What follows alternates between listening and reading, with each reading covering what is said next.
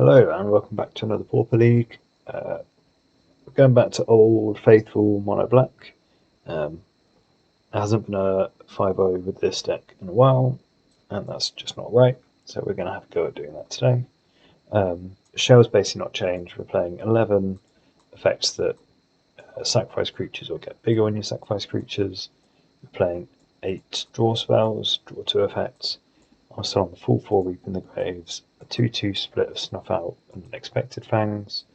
Some consideration on if this should be Unexpected Fangs or Toxin Analysis, but I'm just going to stay on Fangs for now. It kind of gives us an out to draw against red in game 1, or where it's really good, the ceiling's higher, even though the floor is lower on the Unexpected Fangs compared to Toxin Analysis. Running 8 creatures to make treasures when they die. Treasures can be sacrificed Deadly Dispute, and they also let you play Reap in the Graves and so on more freely. Playing 8 creatures that when they die make another token. So again, synergizes well with more draw effects, you sacrifice creatures. Sideboard, Mesmeric Fiend for kind of combo decks, fog decks and the like.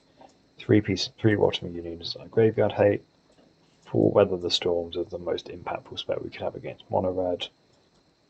2 more Snuff Outs to go between the main deck against Glee and the like.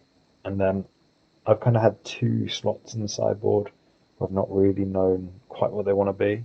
And so actually what I'm trying now is, a low impact card in Fear of Lost Teeth, but it could be pretty helpful against blue Faeries, bring it in against mono red, also against Affinity. It's another creature that can die to, or we can sacrifice to kill a Krark Shaman before they Toxin Analysis, or before they give their Krark Shaman Death Touch with Toxin Analysis.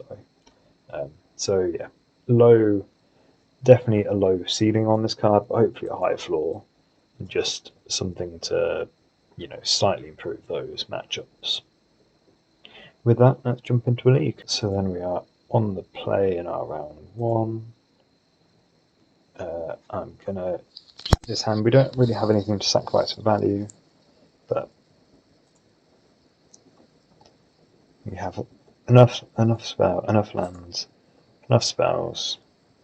I'll lead on a Mortician Beetle. Again, if we draw a cheap creature, we've got some sack fodder. If they start killing our creatures, we can Village Rites. Then we've got the Reap in the Graves to rebuild. So, opponents on the Faeries.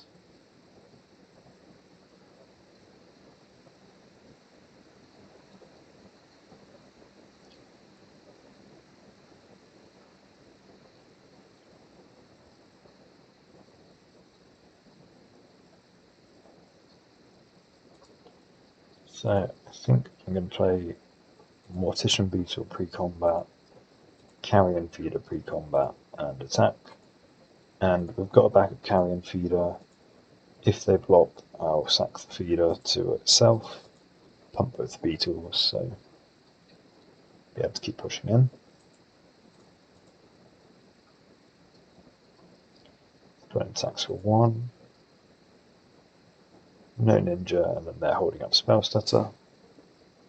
So, only question is, if opponent does have Spell Stutter, is there a world where we just want to make a couple creatures big and try and race?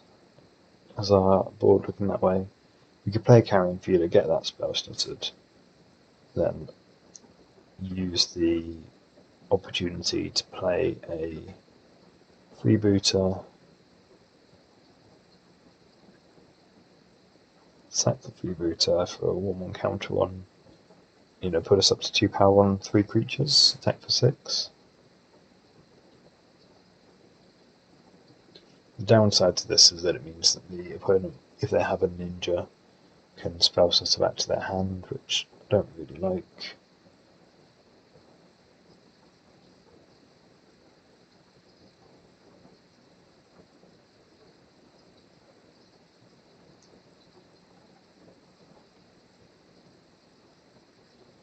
we just attack, then they could have, you know, the intruder card, that's a bit of a pain.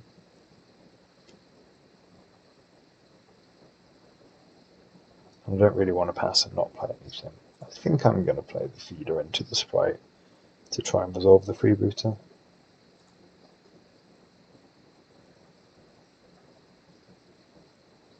Obviously, sprite's the best thing they could have, the scariest thing they could have. If we resolve that, I'm not going to play. I don't really want to play a freebooter as well. At least with 1 mana, they could be respecting whatever it is we have next. Do I want to sack a freebooter for an extra 3 damage?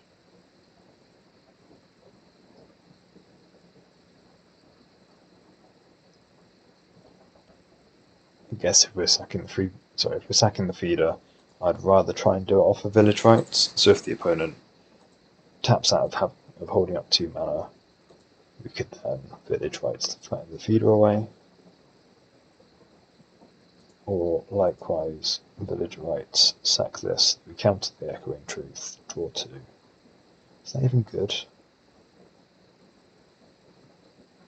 I think I do want to draw 2, so I'll do it. But obviously it's only one counter that we get. Now we have the lands by the Reaping the Graves.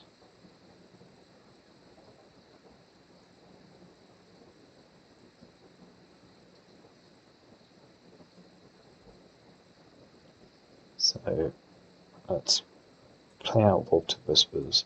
I don't want to play the freebooter this turn, so I don't really want to attack with the Carrion Feeders. Get into combat with them. So we just attack for 2.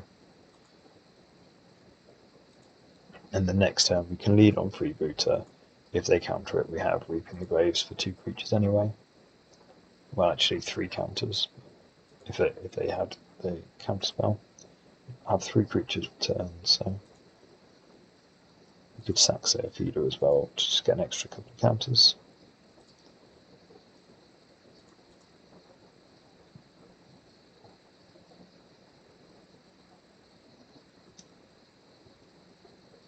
So opponent not played a counter yet, not played a ninja yet either.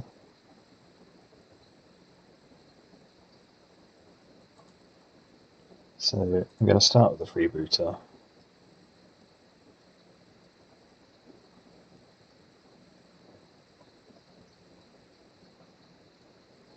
And this gets countered.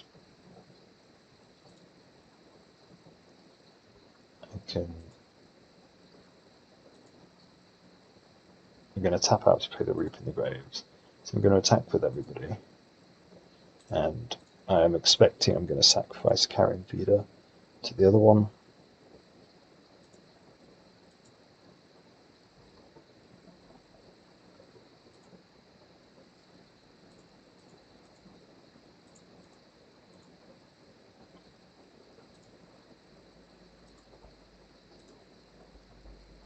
Then we can play our Swamp and get back 3 creatures.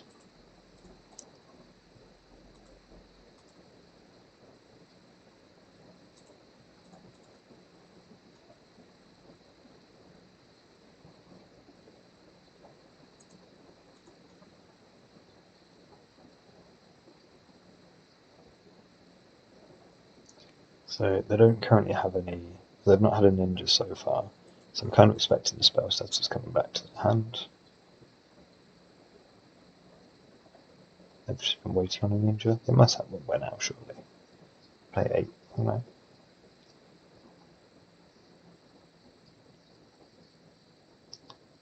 So they bounce this beetle. We're only holding up 2 mana now.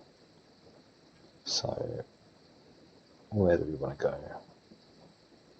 I think we just start jamming. And basically play out a hand. They can counter one of them.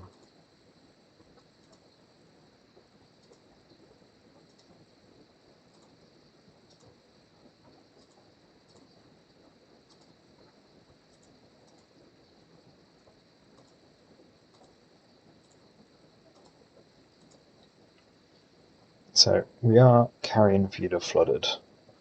Do I want to put them down to 6 and sack the freebooter for a draw? I think so. Sorry, for a scry.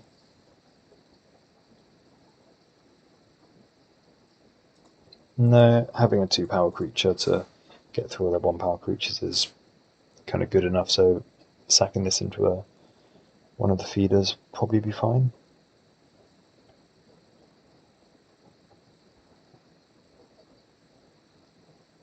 So I don't think I'm necessarily likely to resolve any more spells this game, but hopefully if we don't auto-yield we can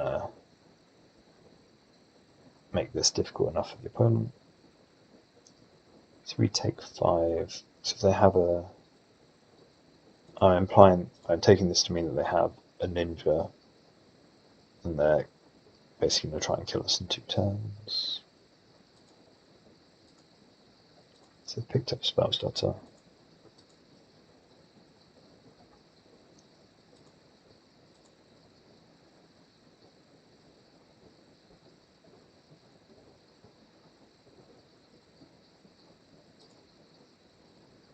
Okay.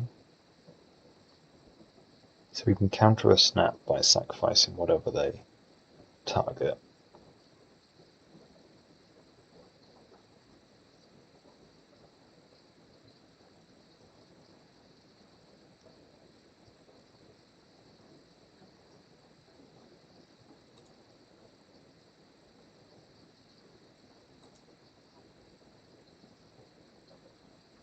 So they're holding up Spell Stutter.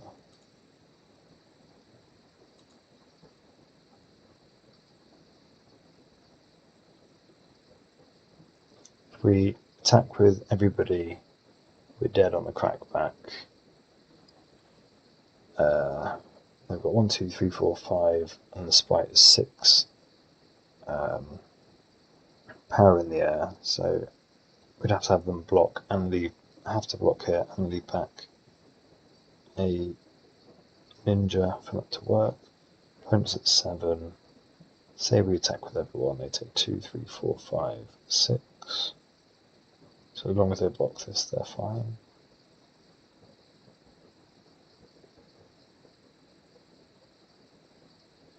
I think we just failed to get there. If that's the line, I guess I leave back the freebooter, give them the chance to make a mistake. But again, if they have so long as they can, if they have a ninja in hand, sorry, that would still be lethal.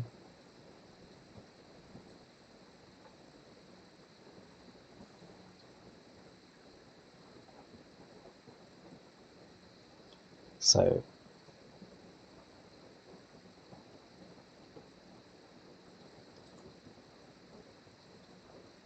we need to deal combat damage to this, otherwise we die to the sprite. If they have a snap here, this doesn't deal lethal damage.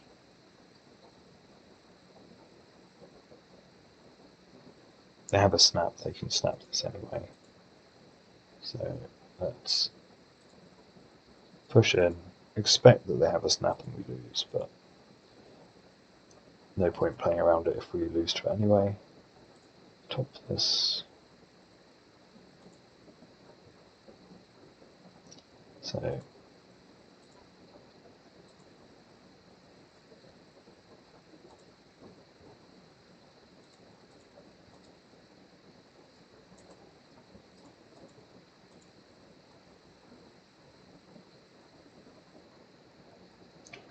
okay. I'll be honest, I assumed they had it. So yeah, if they could have played, well, I guess basically as long as they blocked the Mortician Beetle, they were fine. And maybe they were maybe they were trying to bluff, but as I say, working through the options, I don't think we survive any of their, any of the things they're bluffing anyway. So I want some Fear of Lost Teeths again as this kind of low ceiling, high floor card for the matchup. I kind of, I don't know if anyone's watched my previous videos on this deck, really go back and forth on snuff out. So we don't have any life gain post board. I think I'm going to cut the fangs because again they've got snaps and the like.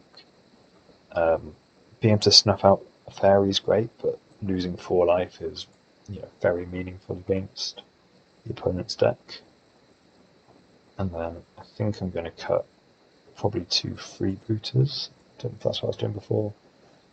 It's freebooters or link breakers. Link breakers at least gum up the ground against ninjas.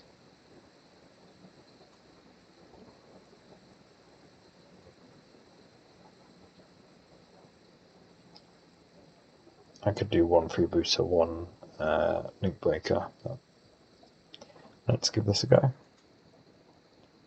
I did not think we were. Well, I thought we had lost game 1, but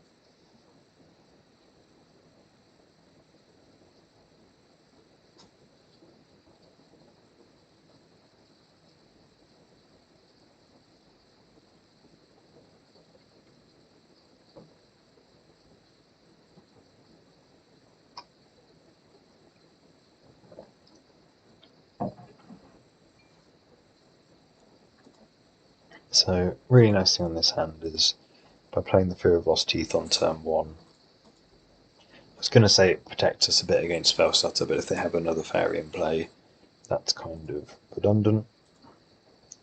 So do we still want to play this, or do we want to play the Infestation Sage as a blocker?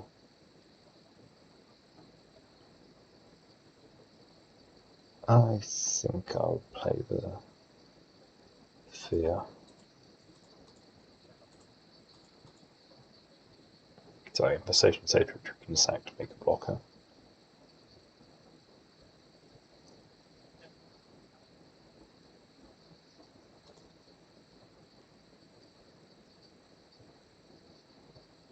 So they have a ninja. We get to run out 2 1-drops that don't get exposed to Spell Stutter. And then we can, I guess, we can attack back for 1, or else use this to kill to hold the ninja back. I think that's kind of preferable, it's kind of not.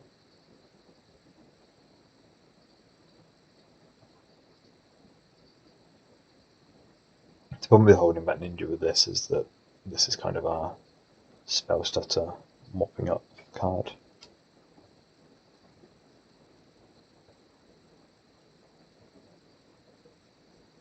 Again, we know they have 1 other fairy, so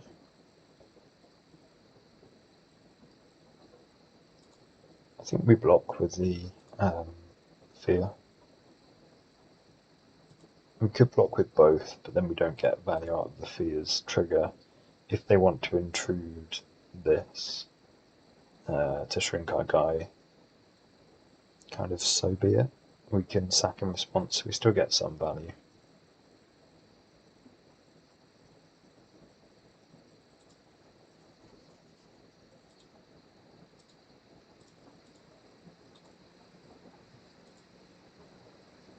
Deal 1 to the opponent.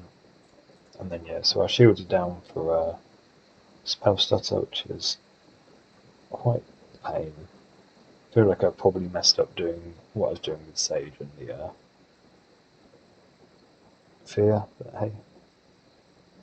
Those are pretty nice draws, so let's play the Swamp first, so that we can play around Spell Pierce. We're going to sack this to draw 2, make a flying blocker.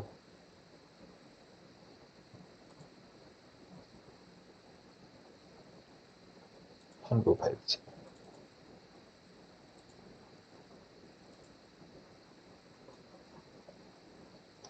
Do you want to snuff out this now? Guess we'll get into combat. Carrion Feeder can't block, so we might as well attack. Opponent's only got 3 cards, and we know 1 is a Snare Master Sprite.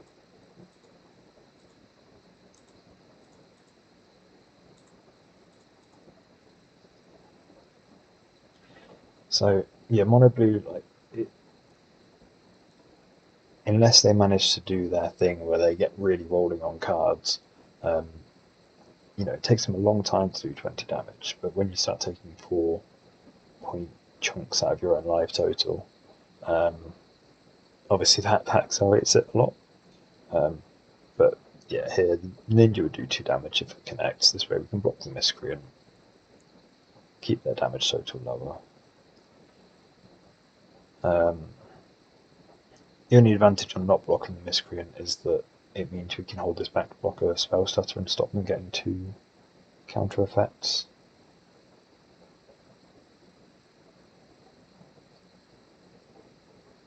I think I'm just going to not block. If they have a fairy pick up this, we block, we kind of get blown out.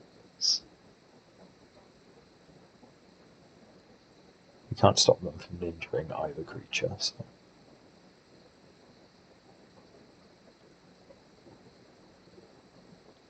we know they've got an intruder and the Snare Master Spite. They're using the Spite, tap out, which we love to see. Just not having to worry about what we want to play around. There is always a consideration in this deck to keep spells back in hand because we've got the Storm Count card in Reaping the Graves, but I think here we just play to the board. We'll pass to the opponent, and again they've only got 3 cards. The Moon-Circuit Hacker is kind of stranded. We know they've got the Intruder, but that is what it is. I might just Shambling cast down this now. Stop them getting a card draw.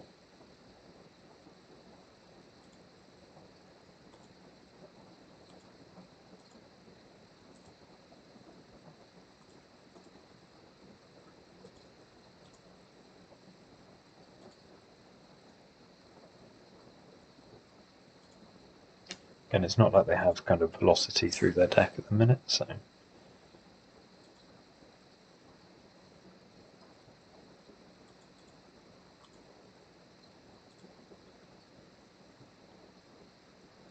love to block a ninja with this. Again, if they have a effect, they have it. Do I want to block my insect token and have kind of be on the hook to sacrifice it?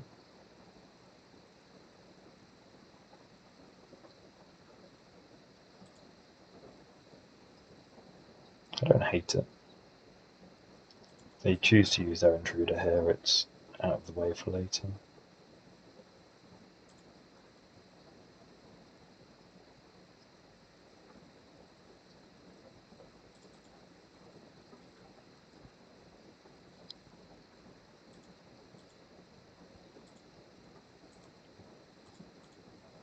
So obviously we're down to 1. Didn't really want to have another land there. Down to the Infestation Sage as our last kind of fodder creature. We can attack for 5. We're kind of stuck staying back to block the hacker. We'll play the land. We don't have any kind of I've looked at having black cycling lands, or I guess we do have Deadly Dispute to block the sack the Vault Whispers, but don't have any real kind of payoffs having a load of extra mana, apart from just being able to play out lots of things in one go. We'll try and block the hacker, see if we get away with it. I'll go to damage. So we're dead in 2 turns. They look like they're dead in 2 turns. Reaping the Grave is pretty nice. See, we're kind of relying on the opponent to provide us some storm count. I think I attack for 6. Could leave out the insect token to just block and trade. Getting them down to 6 when that's the total power we have in play. Making them think about having to jump block sounds powerful. Let's pass back to the opponent. Again, as long as they basically play a spell, I think I'm probably going to Reaping the Graves.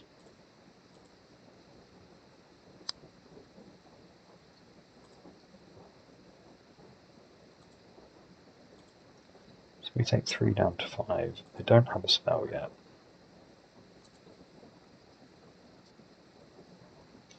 We do.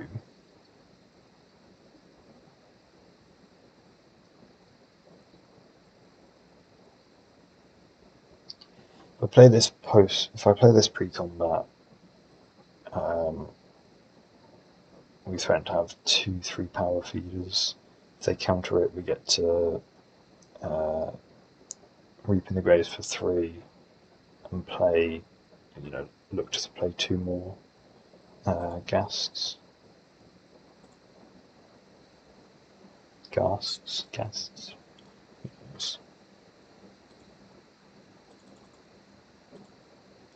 So let's get back the Infestation Sages or Shaman and Ghasts. I think I like the Sages. So 2 Sages and a Fear of Lost Teeth.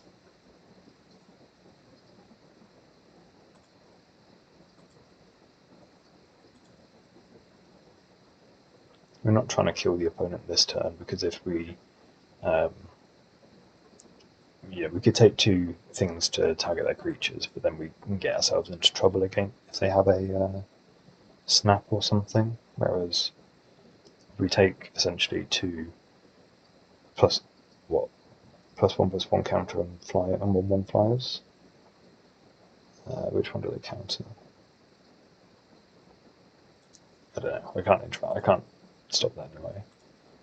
Even if I had played the land first, I would rather play out these creatures over paying for the Spell Piercer.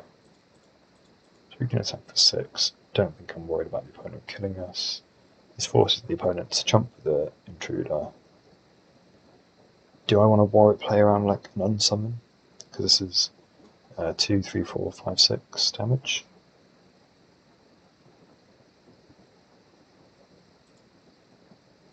I guess it's probably another Intruder is the more likely outcome.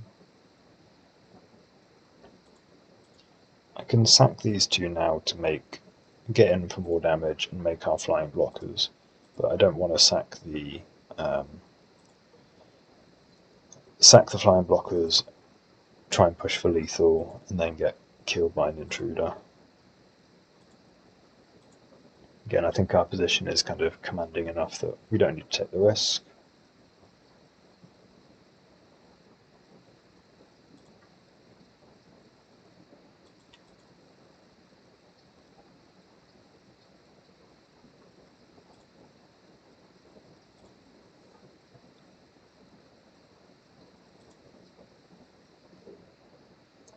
And we get there.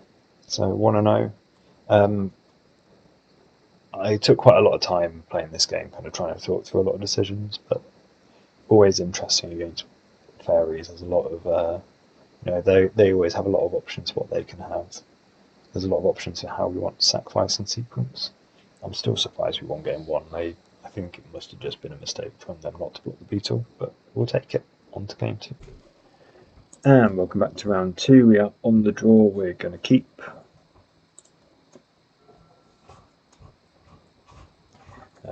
Please enjoy the soothing sounds of a dog chewing a bone in the background. I don't know if it comes through, but if it does, that's what you are listening to. So we're going to lead on the freebooter so that we've got the option of Deadly Dispute. Don't give them a target for a Galvanic Blast.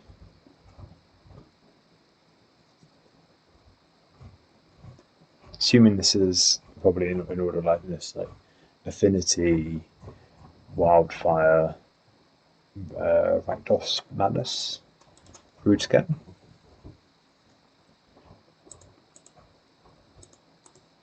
So thinking now we'll probably Wildfire. So we can attack for 1. We don't have a 3rd land yet. I kind of want to put my... I don't know, what do we want to do? We can Beetle and Ghast.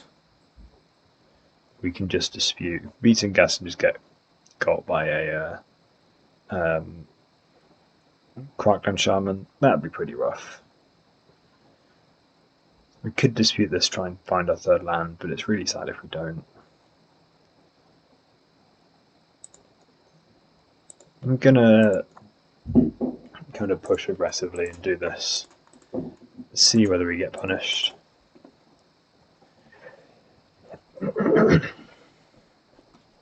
No Krark on Shamans, pretty please.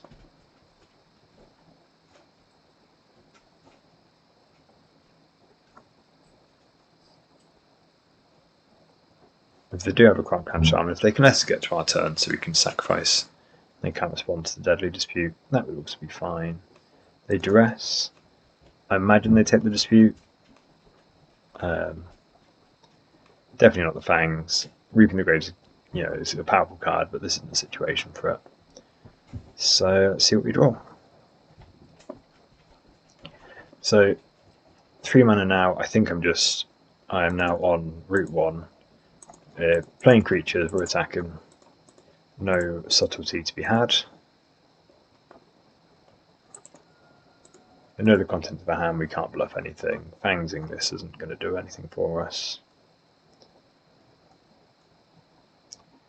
And it makes a Chrysalis. So remember, Mortician Beetles, whenever a player sacrifices a creature, so this triggers off of their Eldrazi spawns as well.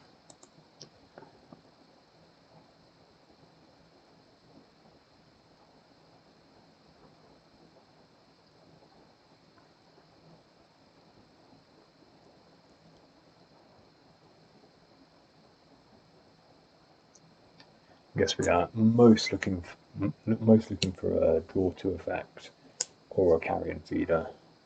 Draw to effect is just what the doctor ordered.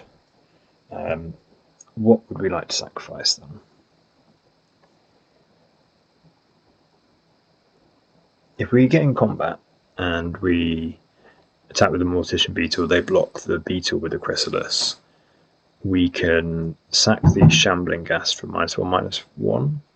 So we'd get we start off 2 points of power toughness behind. We get +1 for our sacrificing creature, -1 to them. So that works. You know, if they block anything else, we can village rights that away. Let's just mash.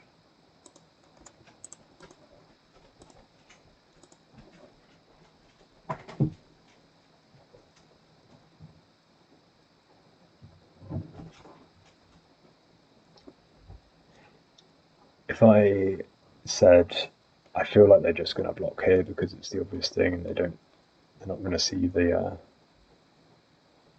issue. Maybe not.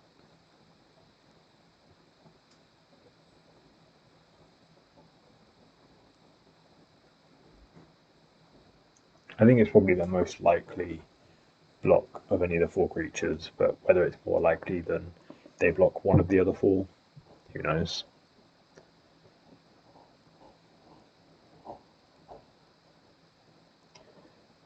The advantage of, there's so many moving pieces in this deck, and it's, quite unknown, so what the hell do they play around? Who knows? And I think we're going to say we got them. Basically perfect. Only other option is, do we want to village rights, sack, this guy for our 1 counter and fangs this for the other one, and keep this in play?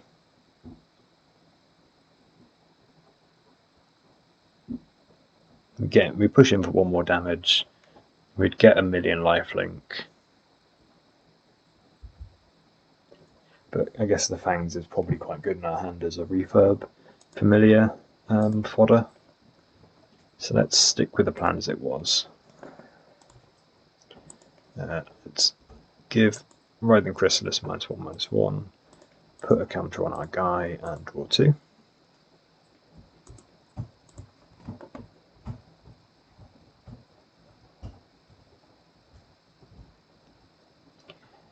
I guess the best thing for them to do here would just be to go to damage, because the alternative is just growing our Mortician Beetle for the future.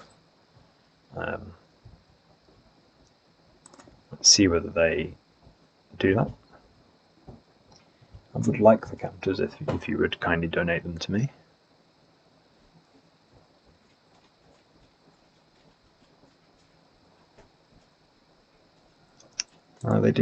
They do read the Mortician Beetle and kind of figure it out.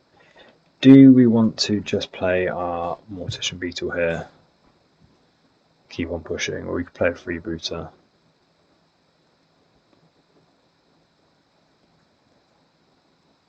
I'm leaning towards just playing the Beetle. Obviously, they've not.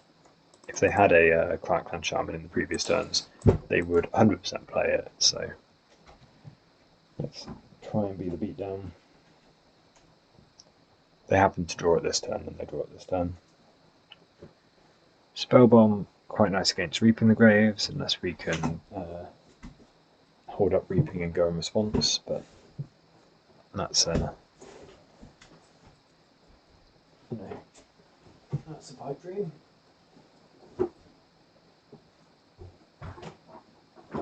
So they scryed a card to the top. Please don't be a Krark Shaman. Very bad for me if it's a Krark Shaman.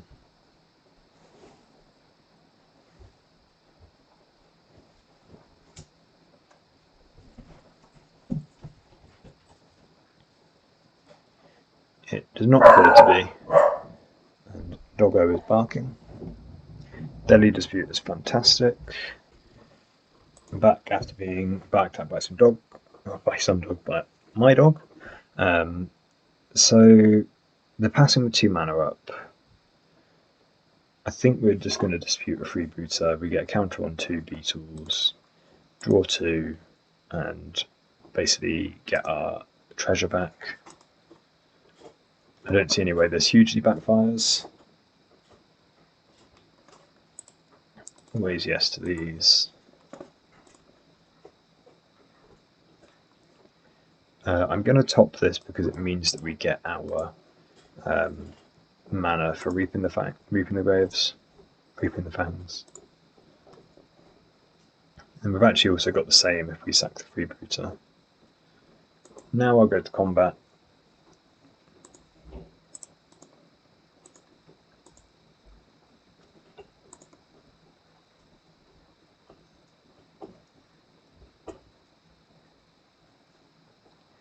So they have a cast down here.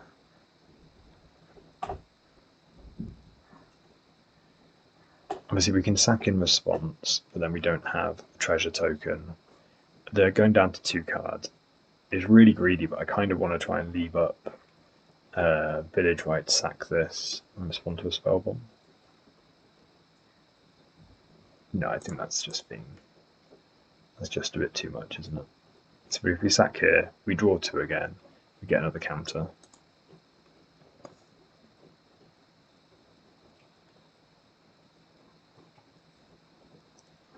So we get in for 5. We have 5 cards in hand. They've got 2. One's kind of on the board in their Spellbomb, but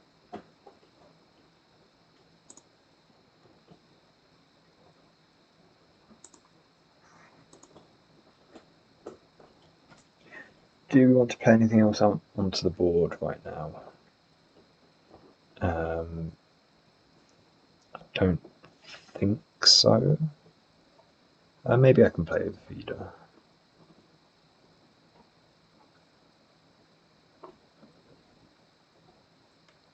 So, play the feeder, we've got 2 creatures that are going to be huge next turn, or we can make huge.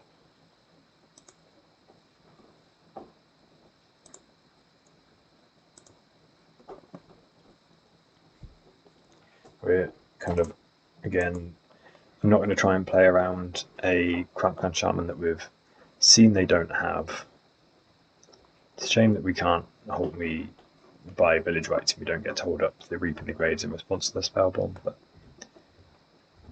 so they can dig. They have a Krark and not the Toxin Analysis to go with it. I'm not too worried. That's a lot of artifacts they need to sacrifice to get through the beetle.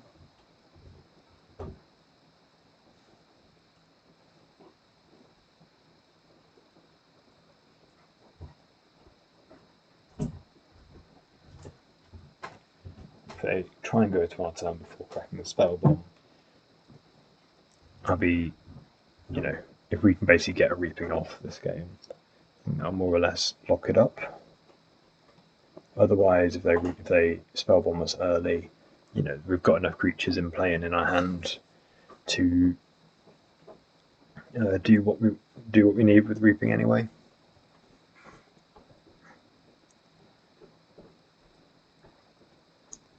Again, one of the really nice things about this mono black deck is opponents' snuff outs are completely dead.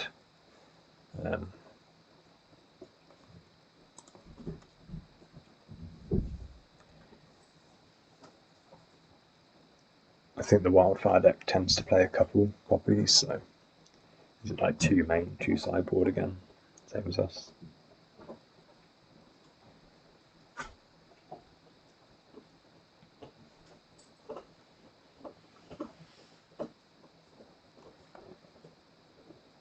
So they can take our Reap in the Graves now, which is a bit of a pain in the bit of a pain.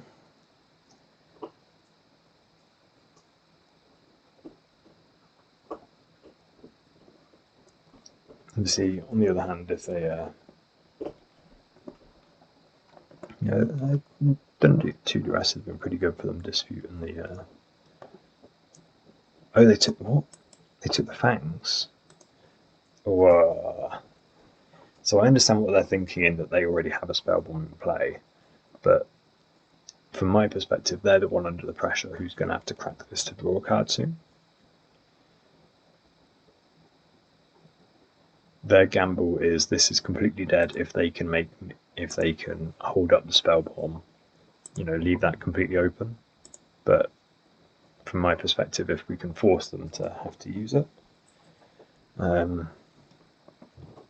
which I mean, we're not far off. I'm just playing both our creatures attacking. I'm not worried about Breath Weapon, our feeder and Beetle survive. They've already done 1 cast down. So let's play Freebooter.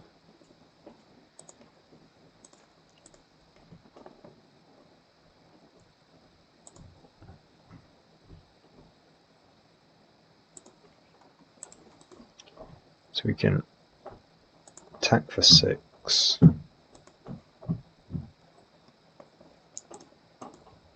Sack the Infestation Sage.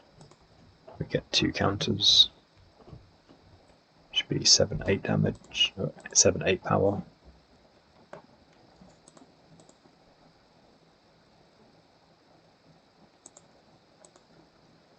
Sack the Freebooter.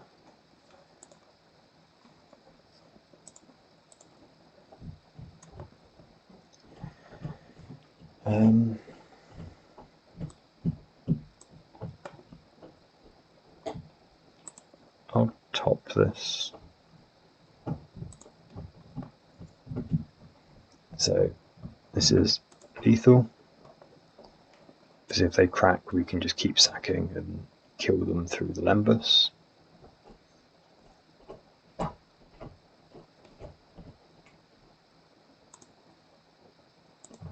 So this is already out of the range of a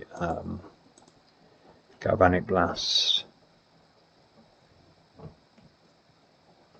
If we sack this one first, so 9, 10, 11, 12, sack the Link Breaker,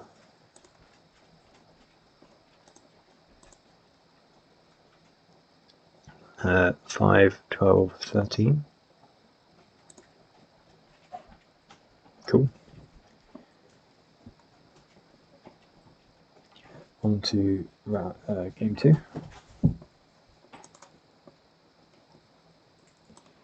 So I think this seems like a great matchup for Snuff Out. Fear here, I mean, it kills Bargain. It's kind of as another thing against Krark. I think that's too low a ceiling. Bottom Union's good against blood tokens. I don't want my Fang, so I'll have the Snuff Outs over that for sure.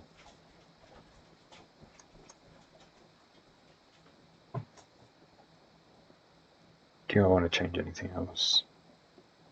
I might cut the 2 freebooters for 2 Fears.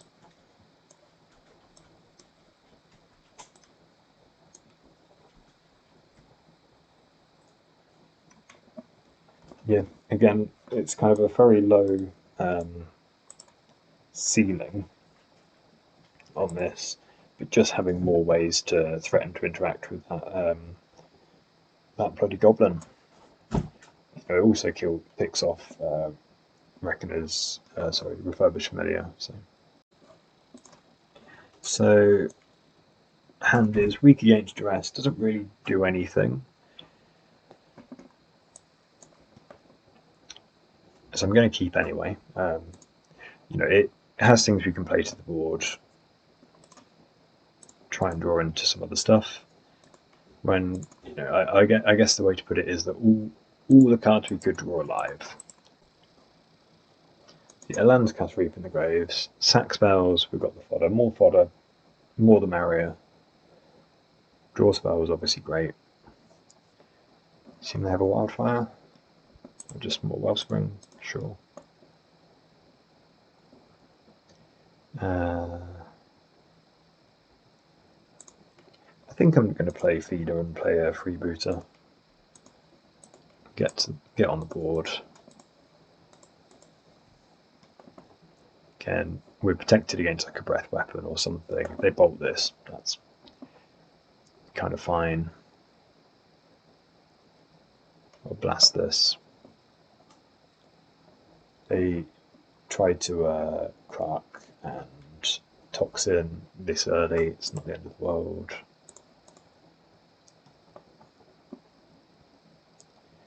So, do you want to play Shambling Gas before we attack? We're more or less bound to be on Shambling Gas and Village Rites.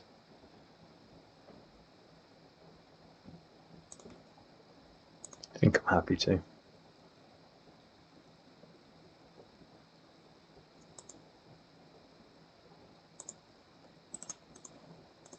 I'm not planning to start sacrificing. Force them to lead on the action. And then we can Village Rites this in response.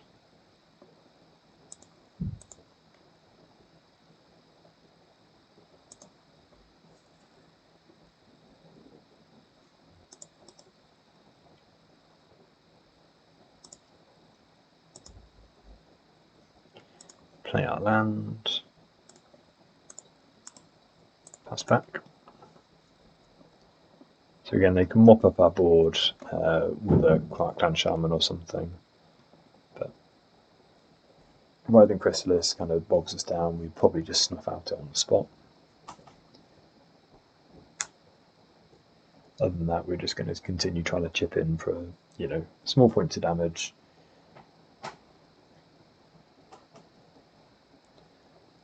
We've got the 2 Reap in the Grave, so a small Reap in the Grave is fine if we have to do that.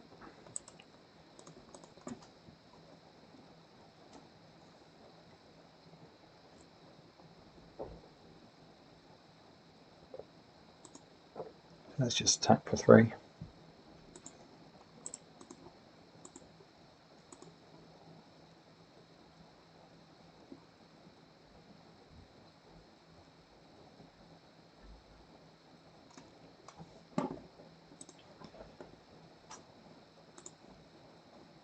And then do you want to play Mortician Beetle, hold up Deadly Dispute?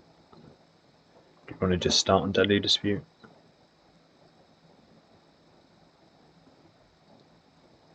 I kind of like start on Mortician Beetle. Weird that they've left up 3 mana. I think they've got to have something. If that's a breath weapon, I don't really want to play the Beetle.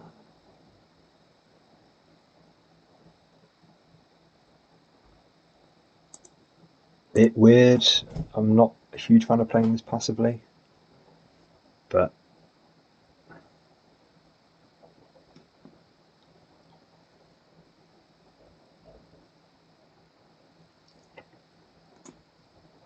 We'll Deadly Dispute on their end step if given the chance.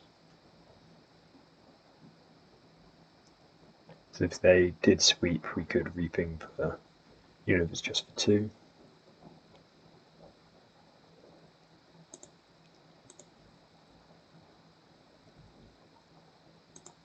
So I'm going to Deadly Dispute the Freebooter now. Get our treasures, keep rolling forwards. Let's top this.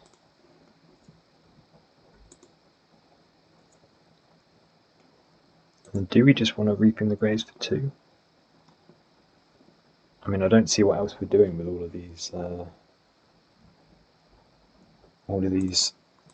bloody Reaping the Graves. We've got too many of them. I have to use the flexibility. Just get back Carrion Feeder, get back Freebooter.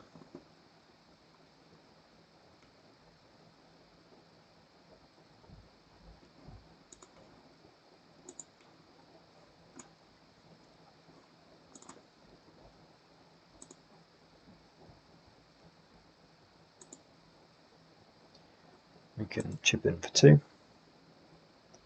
then I'm looking at playing Carrion Feeder first, then Infiltrator.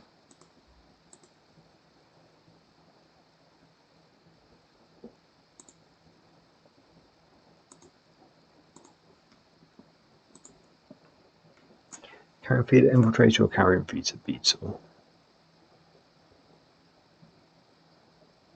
When is this survives a breath weapon based on what we have in play.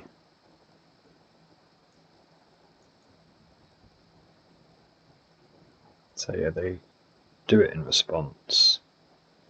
We still get a treasure and a guy.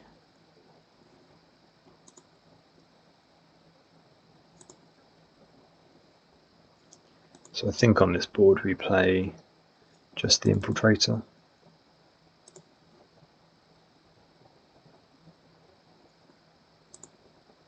Or Infiltrator Freebooter.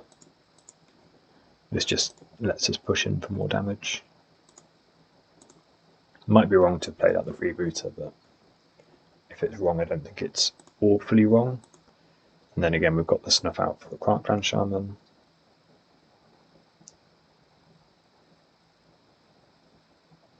This just gives us more ways to sacrifice to protect the Infiltrator. If we've only got the one, say they try and kill it, we sack the insect token in response, we can get ourselves into a pickle.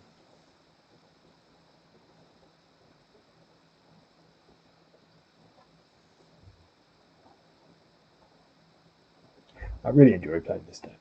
I genuinely think it's very powerful. It's also just an absolute blast. Chrysalis is not going to do it, I don't think. See, it chump blocks for a really long time, but sorry, blocks, not chump blocks. That's getting ahead of myself, isn't it?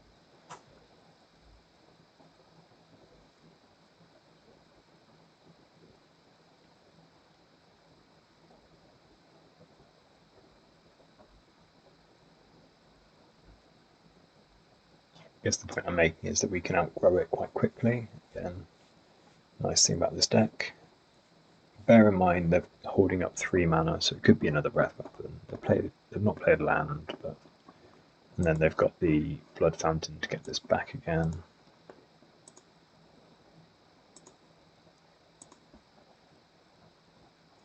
Land is kind of excellent. I was trying to work out what I might want to do, and this just frees up so many more options. So I don't think I want to attack. I don't think I want to snuff out this.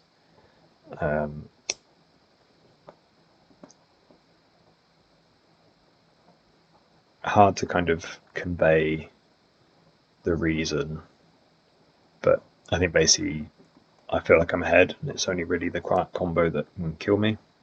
So having more ways to deal with that sound good. On that logic, I kind of want to get this Shambling Gas back into play, which is play a Reaping the Graves. If I want to do that, I can play the Beetle first, Reaping for 2, get back these 2.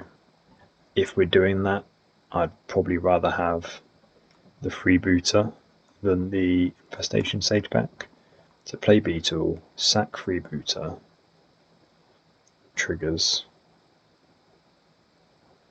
That does give them a good opportunity to Breath Weapon, and we'd have to sack the Beetle to pump the feeder.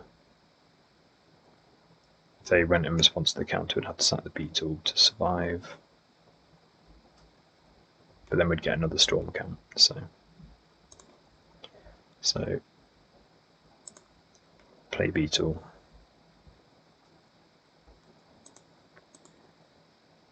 Sack this for a treasure.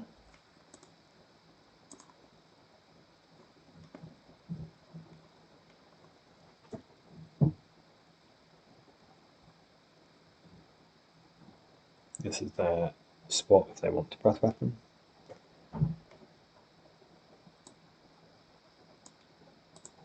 I'm going to auto yield this. They're coming into this Mortician Beetle, the old Mortician Beetle Breath Weapon trick. So they Breath Weapon now. We're about to get a treasure back. If they're going to grow our... it might even just be dead. So let's sack the insect token. That's going to die anyway. Sack the carrion feeder. That's going to die. Oh no, the infiltrator's the only untapped one. The beetle's not got haste. It's going to be huge, but it's not going to have haste. So 4, 5, treasure, get back, gassed, freebooter.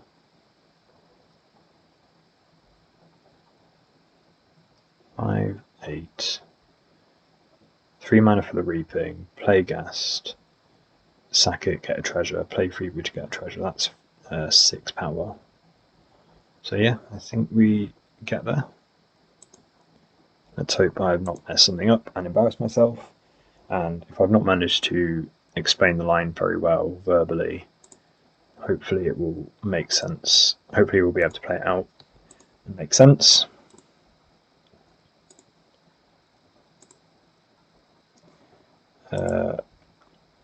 Top this, it doesn't really matter.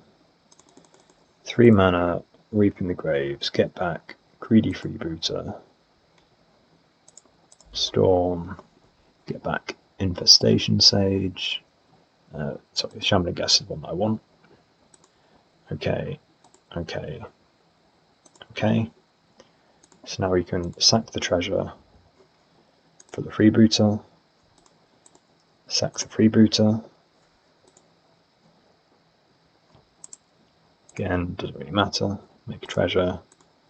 Play Shambling Ghast.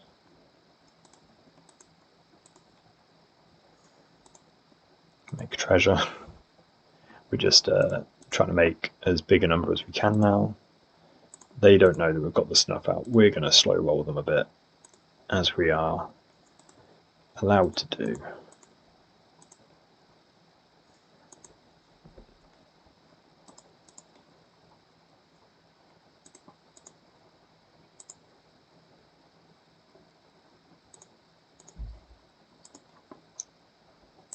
And we will attack you for 21, sir. I feel a bit bad for slow rolling them, but yeah. I mean, how do you not just love playing this deck? It's so fun. On to round 3. And welcome back. We are on the play in round 3. Another hand that we'll keep.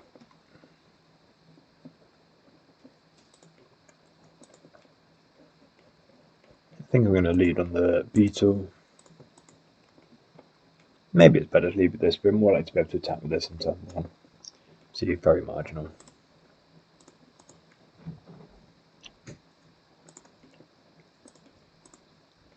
Play out both of our creatures. Get in for 1, and then we'll be disputing in our next turn. I'll assume this is brood scale.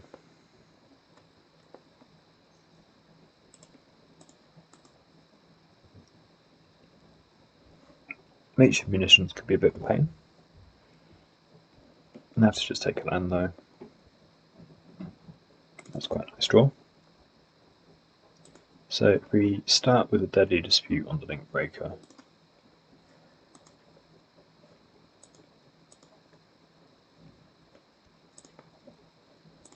so this is getting us a treasure that will allow us to play the village rights. And we draw a snuff out, obviously if they are on Glee is pretty nice. Just attack.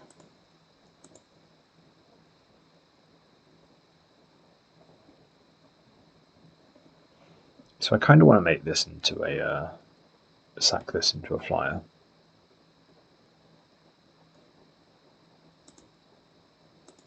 And then it gives us a shot at drawing our third land.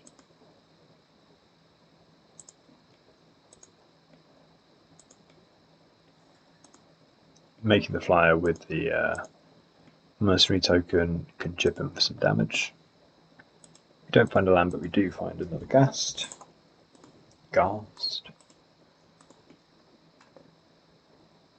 So don't notice the counter. Play a Chrysalis, that's fine.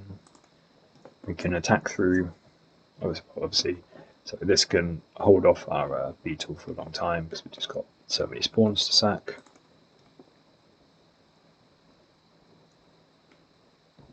So what do we want to do? I think I'm just going to play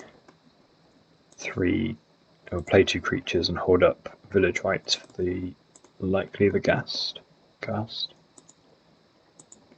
And just make them chomp.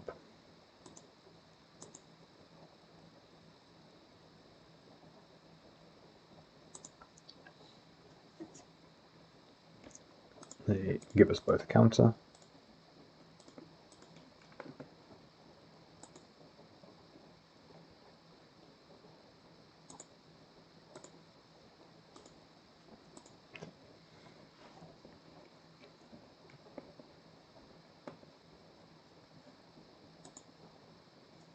They sure have a lot of chump blockers. Do I want to respond to this at all?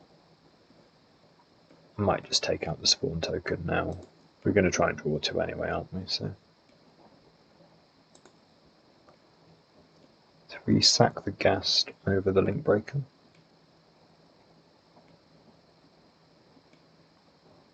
Maybe just sack the Link Breaker.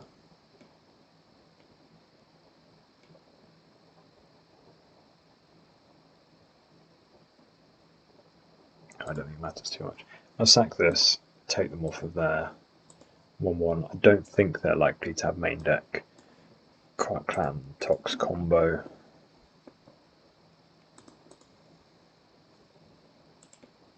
Another Mortician Beetle is nice to see. Do I just want to throw a Link Breaker under this? Lets us make another mercenary that can pump our insect token. So the Fangs is nice, make our Mortician Beetle huge, or huge and lifelink. So I think we're just going to play that. Let's just double check the text on this. Activate only the sorcery. So let's pump here. Pump here. Go to combat. Attack for 9.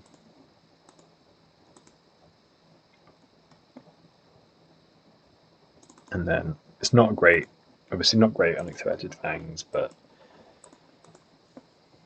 gaining a huge amount of life.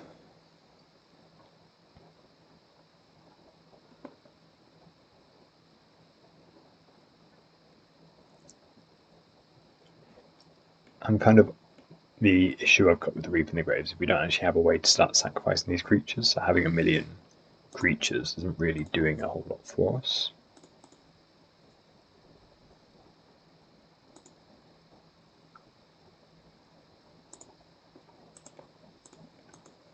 would be very nice to get our first sacrifice.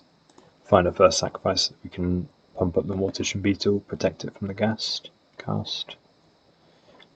Fantastic. Right on time. So let's play Carrion Feeder, play Freebooter.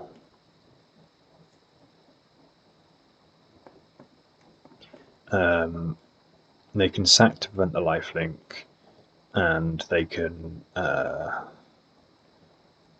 pump the Chrysalis. I think we're still just making them. You know, we have to win through combat damage. So I will attack the Beetle. Do I want to attack with both Beetles? That makes sense to me. If I'm attacking with this, I should have pumped it with the tokens first, but I wasn't worried about that for this one because I think they're just so likely to block this, and you know it's already plenty huge. So let's sack the Freebooter in response, so that we'll be able to keep both of our creatures we kind of care more about alive. We get a Scry. I'm going to top this because we kind of want another land for our Reap in the Graves. Yield here.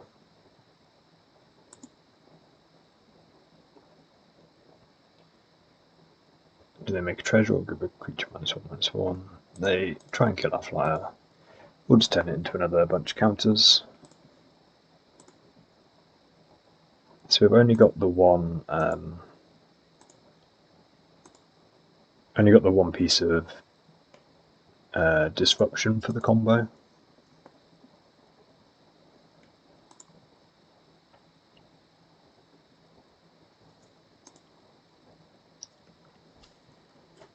Just a lot of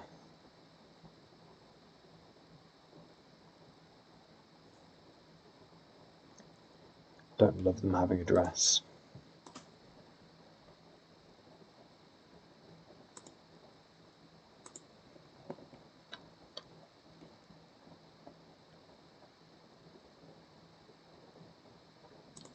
So amusingly, the Mortician Beetles grow as large as the Brood Scale does. They don't actually have, I guess, the Infinite Power. They've already got the Nightblade, haven't they? We only have one Shambling Ghast in here.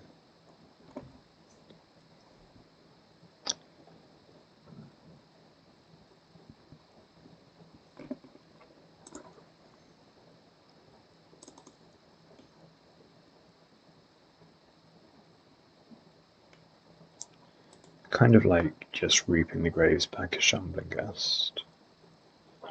It's pretty sad. Let's attack first. So pump here, pump here. Attack for 14.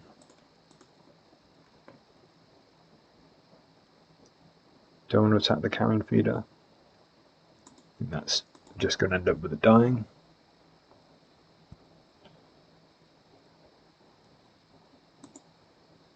If they dispute, we get another card off of the Reaping the Graves. They don't.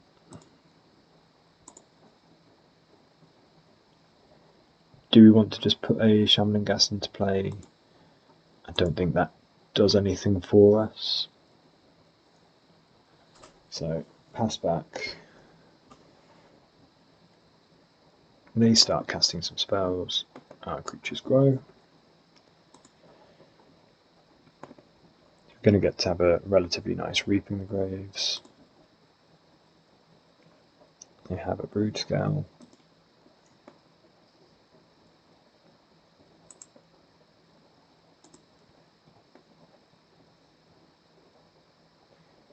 I believe they don't have any green mana, so we can Glee this now. And now we're going to have a very large Reaping the Graves. Glad we didn't just cast it for 1 in our turn.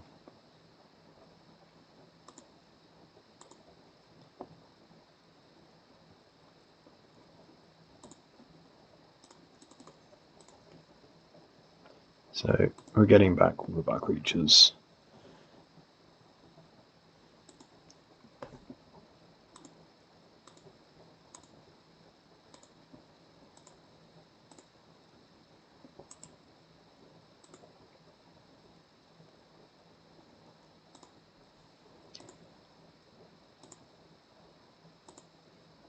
Okay, and go back to our turn.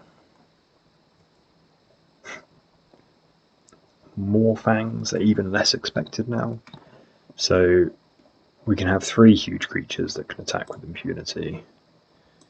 And let's lead on the freebooter, basically sack it straight away. I think we're basically just going to play out our hands, sacrifice as many of them as we can.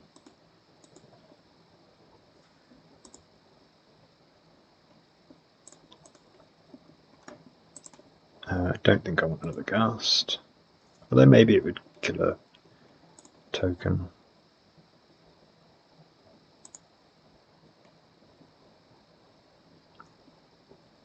So we can ghast, sack this, kill a scion.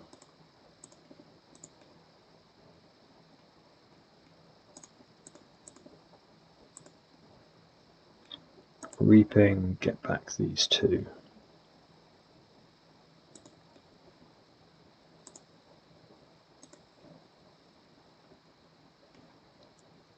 And they concede. So yeah, that was a fun. Opponents drawing through their cards, seeing how they can find the combo. So what do we want to do? We want more snuff outs and more mesmeric fiends. We can think about Rotom Union, but they're not great. I'm just going to go and check how often Jump Brood Scale plays the Krark combo. So checking a handful of lists, they don't tend to be on Krark Clan Shaman. Don't even tend to be on that many pieces of graveyard recursion. So let's just bring in these 6. I don't want unexpected fangs. Again, we're not worried too much about getting life, we're more about just doing damage. And then probably Link Breaker, maybe a 2-2 split of Link Breaker and freebooters. So we now have a bunch more disruption in our deck to try and stop them putting together the combo or combo and protection. Got some more snuff outs. I quite like the matchup against Brood Scale, whether it is actually that good or not. But again, the removal spells they tend to have are snuff outs, which are completely dead against us. Chrysalis, as we saw, isn't great. It can make blockers for a load of turns for a Mortician Beetle or the like, but we can outgrow it relatively well. Do you want to keep this or go to 5? If we draw a land, this hand's fine. We've only got 17 lands. Mulling to 5 is pretty rough. We're a deck that, we need a kind of critical mass of things going on, like enough creatures in the bin to reap in the graves and so on. A bit loose, but I think your chances of winning on a 5-card hand are just too low. I hate going to 5.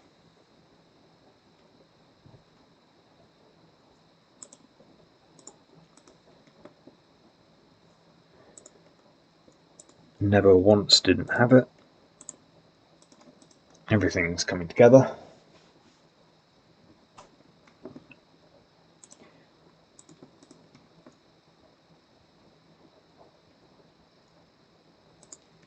So that's an interesting draw. I kind of want to hold up the kind of want Deadly Dispute so that we can Mesmeric, Fiend and sack in our next turn.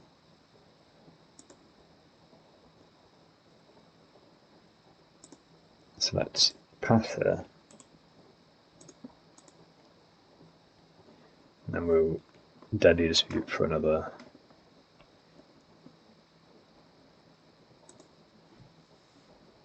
bunch of things. But again, so the first Mesmeric Fiend's pretty good. It's when you can start like looping them with Reaping the Graves that is really tasty. So we'll make a treasure.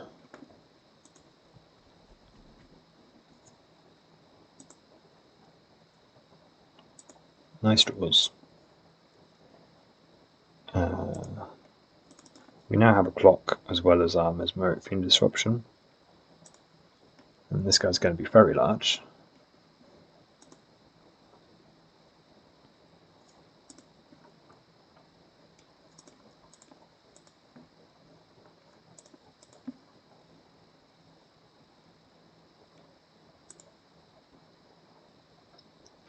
So in response to the trigger, we can sacrifice it, draw 2.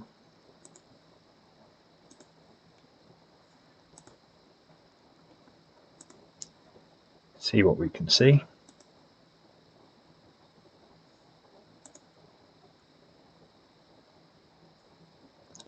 So they have brood scale combo and a million safekeepings. So I think we're just stuck taking brood scale. I think I'd rather have the brood scale than the Glee. You know, they can adapt this for just chump blockers, and that's pretty nice for them as well. So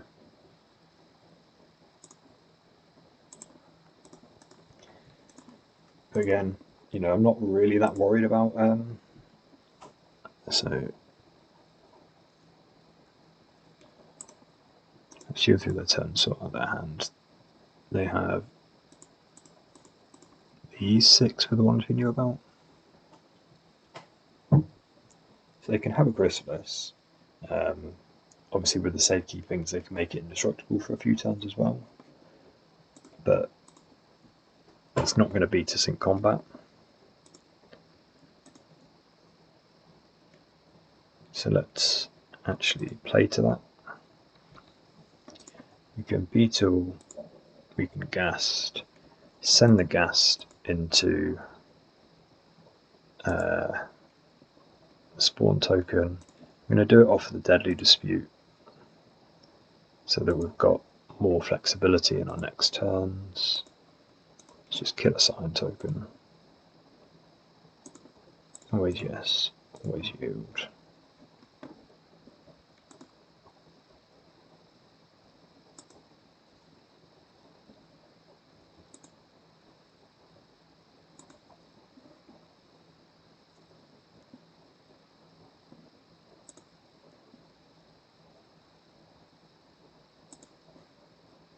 I'm not going to play either of these this turn. Again, we've got the Reaping the Grave, so having a Storm count is good. You know, all but one of their cards.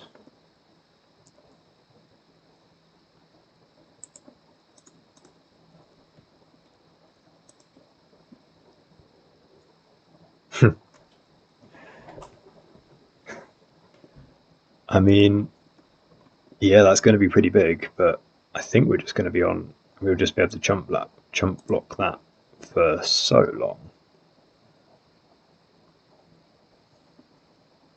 We even have a snuff out now. So, do we want to attack first? Or play something? I guess if we don't play anything first, then they can't mop up a creature.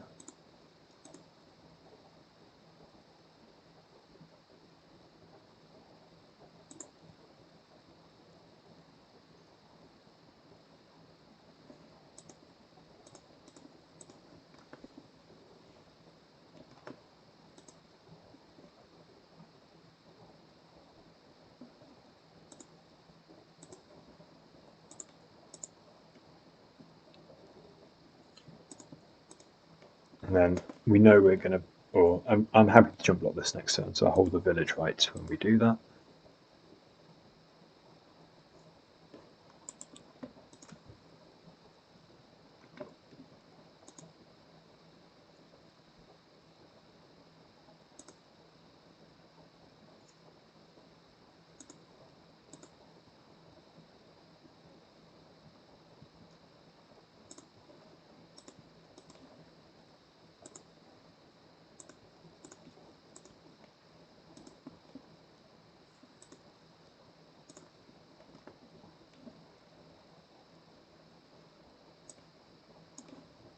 This is the trigger I've not actually scried yet. going to bottom this, looking for kind of higher impact cards, draw 2.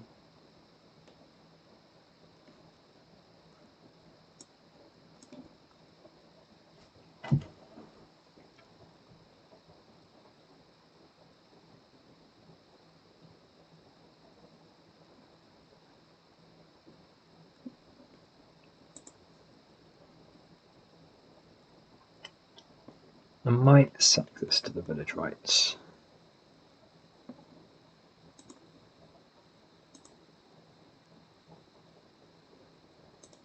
We'd still have enough mana to Reaping the Graves if we drew it off of the rights.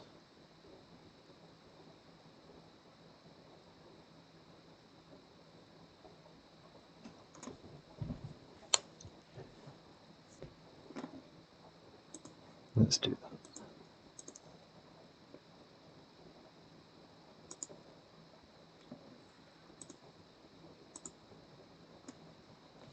If we don't hit any creatures, it would be a bit rough, because then they could Shambling Gas down our 1/1 flyer, but instead we get paid off. So Reaping for 3. And we'll get back Mesmeric Fiend for sure, and then 2 Shambling Ghasts.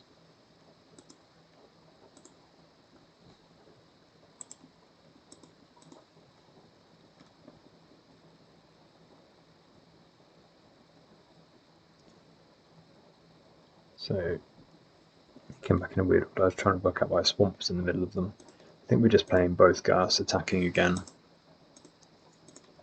I don't want to play this without having a sack outlet. It's just gonna, they can get it back by killing the Ghast. I'll even leave this back. I don't think that's how we're, I can't see a way that they kill all of our 1/1s on the ground, but I also don't think the 1 damage in the air should matter too much.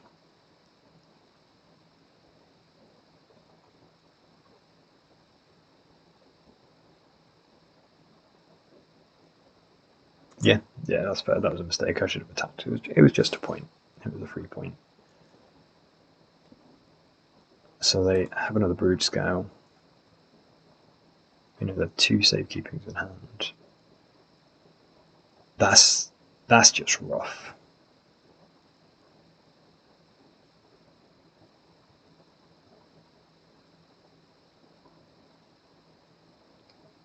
Okay.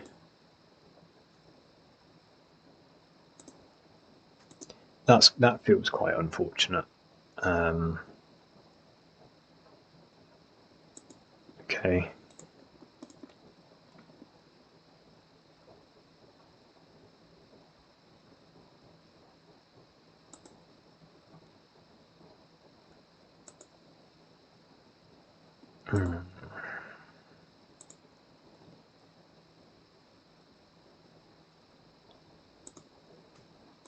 So they're still not completely dead.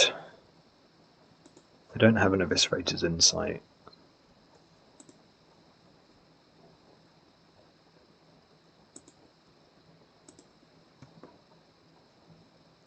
Okay, so we can take out both of the Tamio's Safekeepings and then snuff out this, then they have the 1 infinite creature.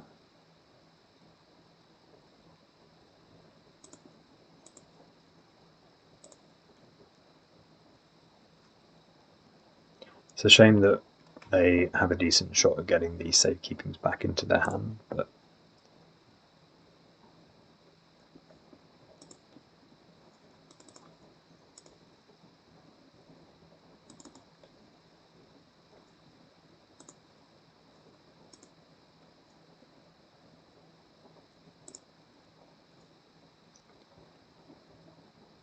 so we can kind of kill this well, we can kill this now. I think we've got enough mana. I'm not going to pay 4 life. Again, I don't think the 4 life's going to matter too much. I think if we, almost if they're going to kill us, they're going to kill us by effectively infinite.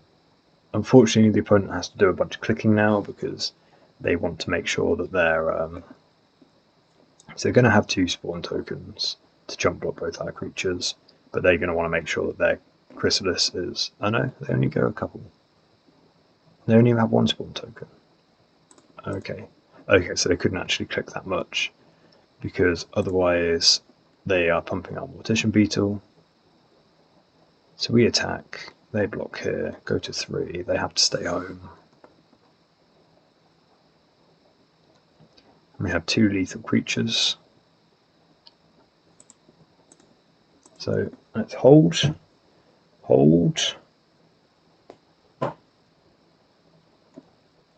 Again, that's quite a good draw. Drawing 3 cards from being... It's a lot better than being dead. Oh, and another Chrysalis? Man. Oh, I'm feeling it.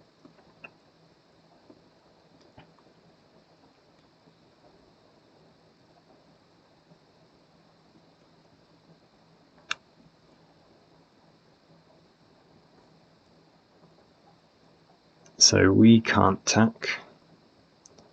Let's just play a land.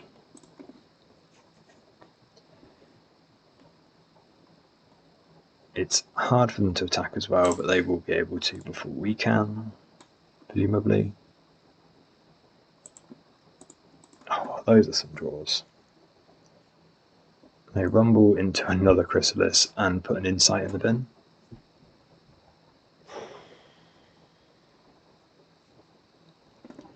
I guess our good news is they are down, was it a Brood Scale and 2 Brood Scales and 2 Glees, so they're unlikely to be able to assemble the whole combo again.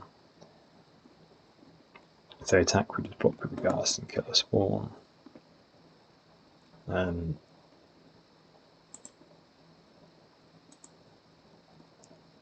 Do I play this out or not? If I play it, my thinking is if I play it, I'm protected against the Shambling Ghast sacking against if they draw a Ghast and sack it to Insight type effects. The advantage again on holding it would be that we can start ourselves a bit of a storm count with Reaping the Graves, but so I would like to remind people that we were at a point where we had 2 lethal creatures and they had no cards in hand at one point in this game. It might not look like it, but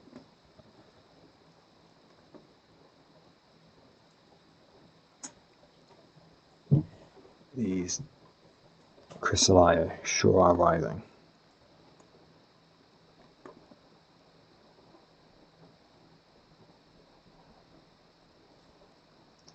So we have another snuff out. Do we want to snuff out and just start smashing back? If we snuff out, they can block with their Shambling Ghast, which is a bit of which gets them back a safekeeping.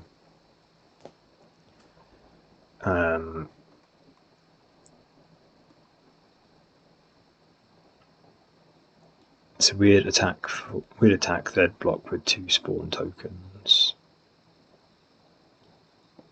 They sack both, they can attack back first, 6, 8, or 6, 10.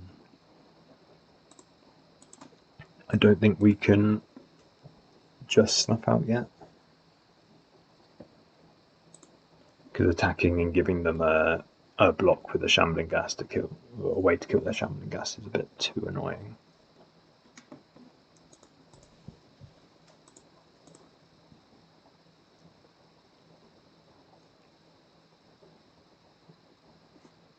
So now they have a way to kill the Shambling Ghast. And they've untapped green mana for if they did have a Glee. So that's not really worked for us either.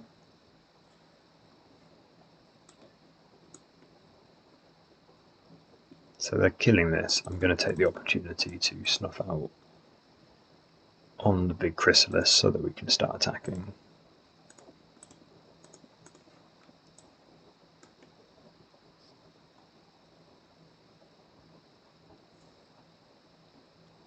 obviously if they have another Glee, they have their whole combo again. But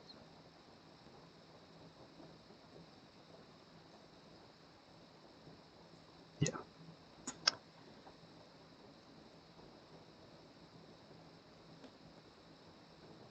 So they've got the combo and they've got a safekeeping.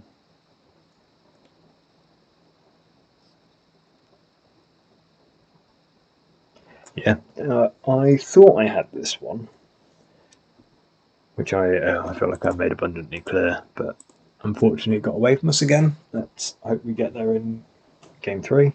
I won't feel too bad about it because we did also get there on our. I guess we had 2 shots to draw a second land, and we did get there on that. But man, that was rough. So let's run it back as is.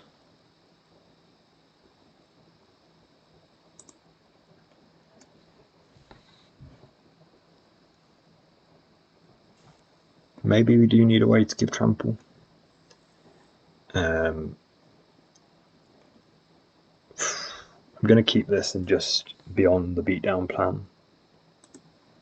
So I don't think they're on any removal that bothers us, and we can basically play, beetles and carrion feeders for the first couple of turns. We've got Shaman and Gas to get us a treasure for the mesmeric fiend if we don't otherwise draw it. Draw a second land. Doesn't have ace, can't attack.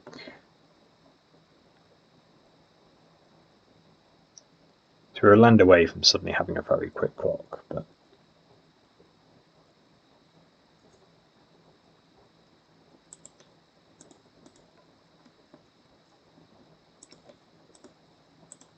just play a beetle and attack for 1.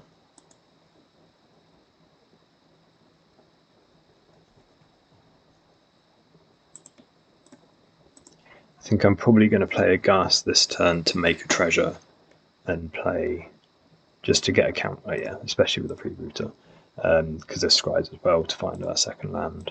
I don't want to have both these at 1 power, or 1 toughness, sorry. Let's yield here, looking for a land. Gonna bottom this. Always yes, always yield. Always yield. Then play another beetle.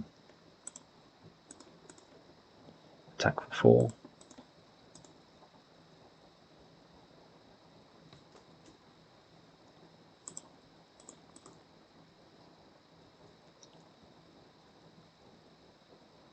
Again, hoping for a land. Land is great. I think we're just going and basically shoving all in. So we're gonna. Each of these is effectively 3 counters across our team. And then we're going to finish on Mesmeric Fiend.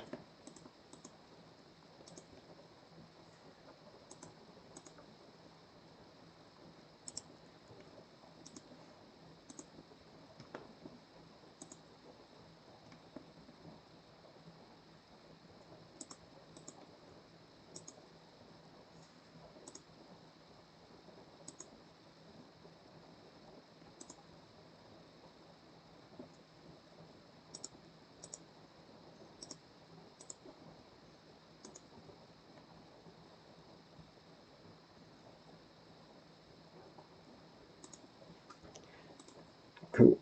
So we have some big creatures.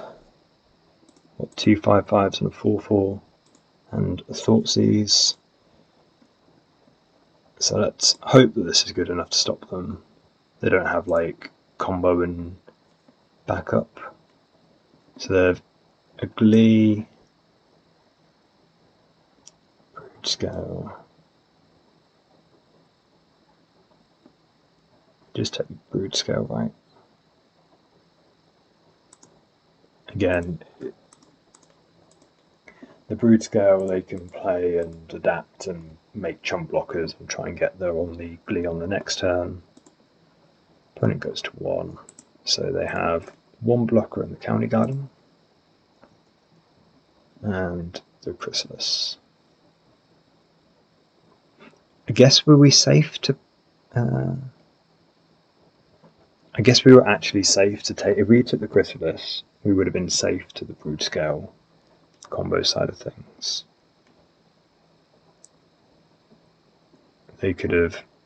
No, they played County Garden and played Chrysalis. They couldn't adapt. I don't know why I didn't think of that. I just kind of defaulted. That's a shame. So we get to kill 3 creatures. See, I'm hoping they haven't redrawn the Brood Scale. That'd be pretty sad. I'm not going to sack the Infestation Sage because that is a lethal creature.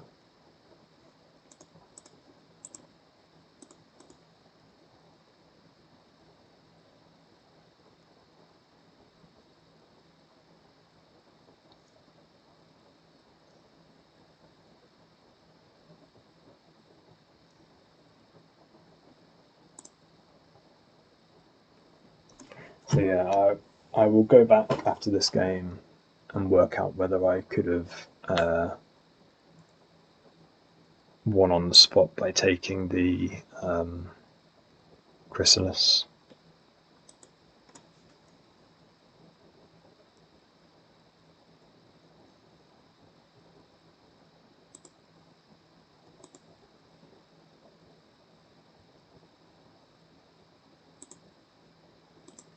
Give this flying rather than a 1/1. Does that matter for anything?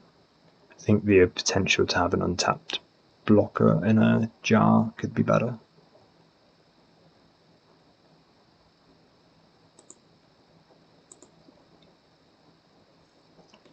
Nice.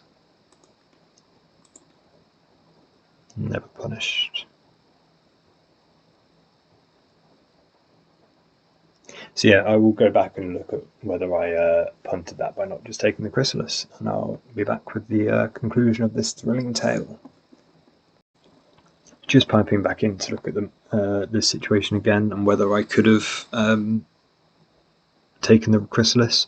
Obviously, they play the County Garden their next turn.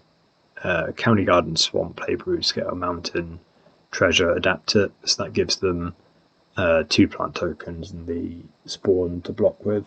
Basically, taking the Brood Scale was the right choice, I think. And we're back for round 4. This is a somewhat similar hand to the end of that round 3.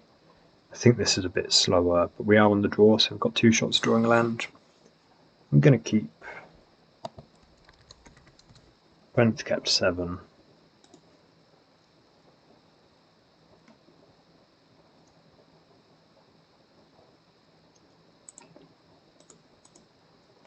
If this is white, I'm going to be sad. It's his Bogles. Just when you think everything's going according to plan, you get boggled. Let's just check the sideboard. I don't think I've really got it. Basically, the plan in this matchup is we board in mesmeric fiends and we try and catch like a key enchantment for them, almost like a key effect. But you know, there's not a lot of Bogles running around, and it's not really a very good matchup.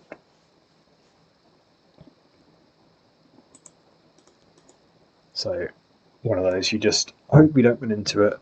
Obviously, we could fix it with some Accursed Marauders or the like, but do we beetle or do we infiltrate? I think I like infiltrating.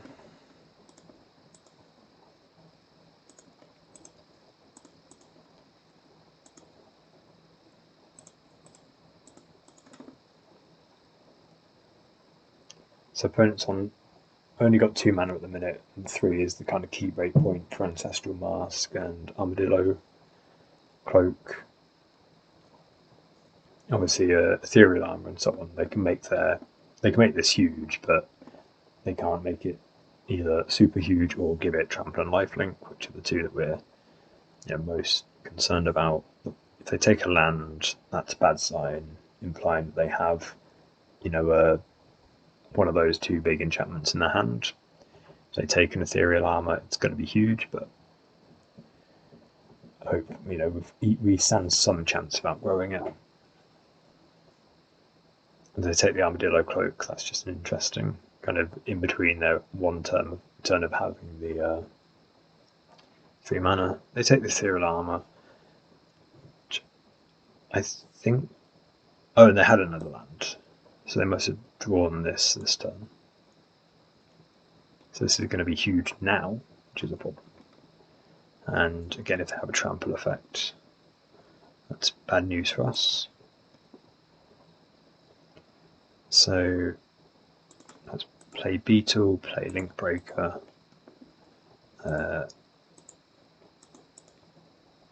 attack with these two.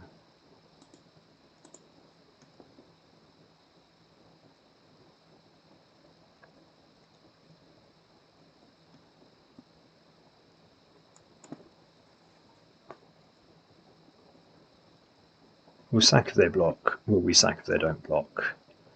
The alternative is if we, you know, our way out of winning is that they don't have a trample effect. It's kind of tempting to leave ourselves 2 creatures.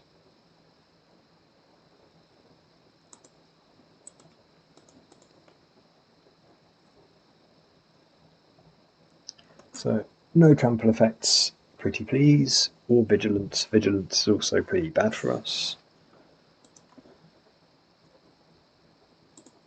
But other than that, you know, I don't know what I'm getting at. I don't know what I'm hoping they do have. More Bogles. You can just have lots more Bogles. Bogles.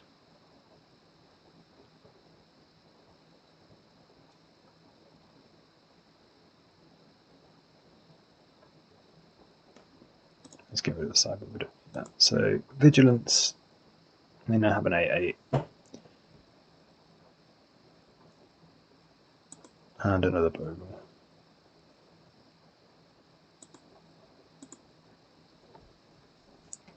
So this is where we're talking about we can just jump for a while until they draw another effect. We can feasibly outgrow an 8/8.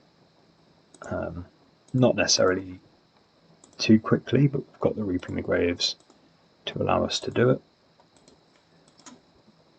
Just yield through these. I have to still put them on the stack, don't I? Yes, use the Beetle. So if we Shambling Ghast, we can sack it for a treasure and a Reaping for 2.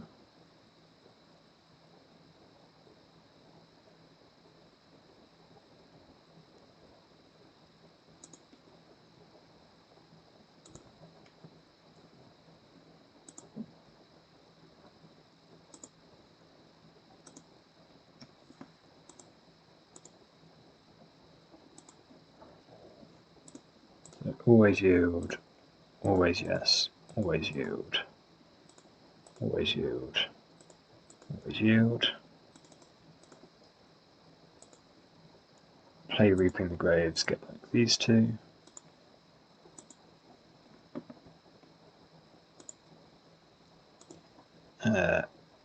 We can't attack. So then if they don't have another, meaningful change on the scout.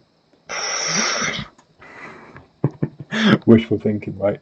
I was going to say, if they didn't have a meaningful change, we were at the point that next turn we'd be able to start getting in. But 15 is pretty big. Again, we can jump for quite a long time, but 15 is pretty big.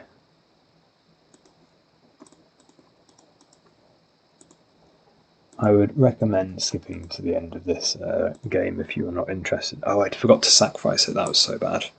Yeah, I would recommend skipping to the end of this game. I am going to play it out, but I don't think it will be too interesting or too close. So we can play Link Breaker, Shambling Ghast. I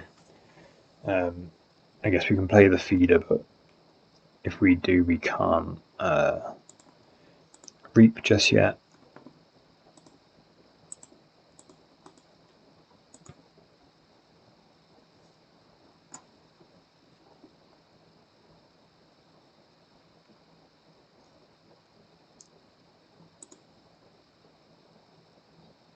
So they find a Rancor.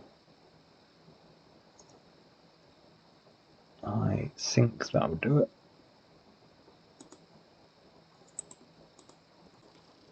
So, kind of as discussed,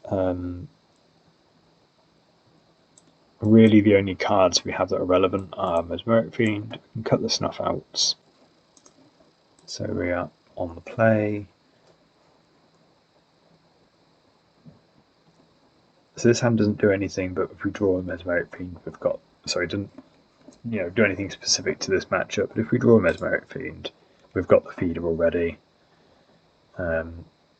We need a bit of help in this matchup anyway, which is things like the opponent mulliganing or us getting lucky.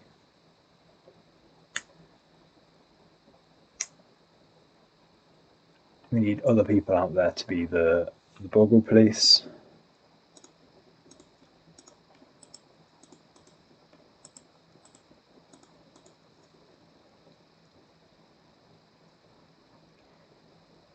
So we can make this huge, but I don't really want to just yet. I don't want to sacrifice and go all in on this feeder. Well,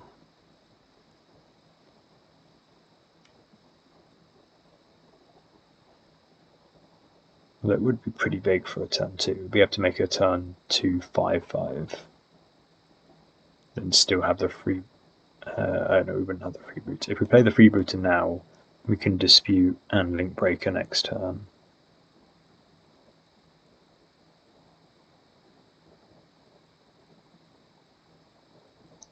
Problem is this compared to like another creature.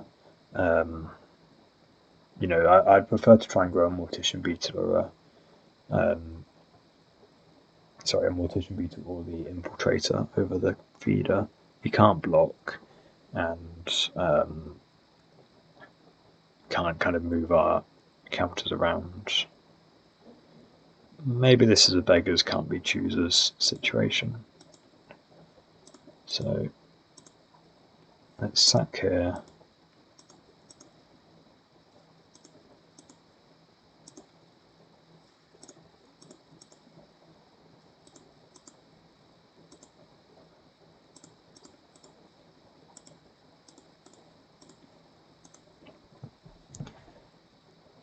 Yeah, and so the problem with growing this over another creature is that if we deadly dispute this away, for example, we don't actually get our counter on the feeder.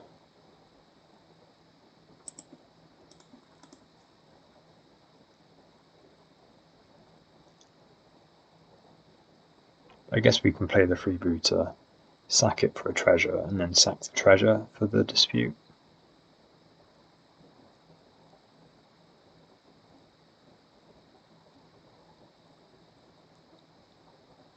Yeah, 4/4 first strike.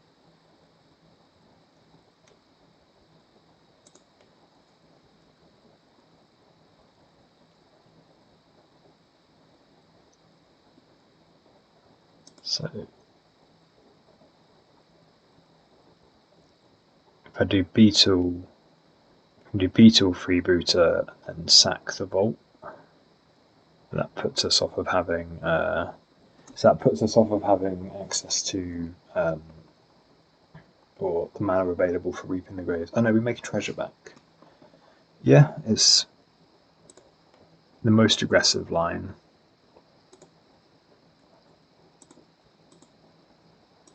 We get a scry.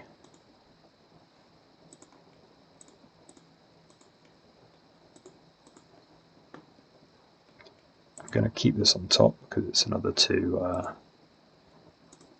points of power. Deadly Dispute here.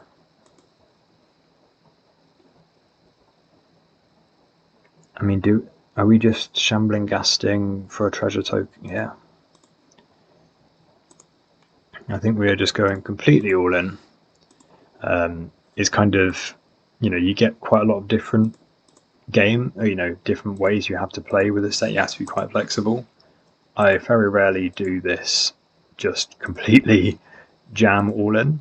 But obviously with how the draw is lined up, I think this is clearly what the deck is telling us to do.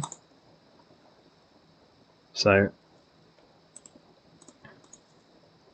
we've done it. Let's hope we hold. So it's huge. It doesn't have lifelink. That'd be nice. Unfortunately, it does have lifelink and first strike, trample, and vigilance. So that's tough. This is going to be tough. I guess we play the Shambling Ghast, and then we can kind of keep them home unless they draw another enchantment. I think we've been boggled.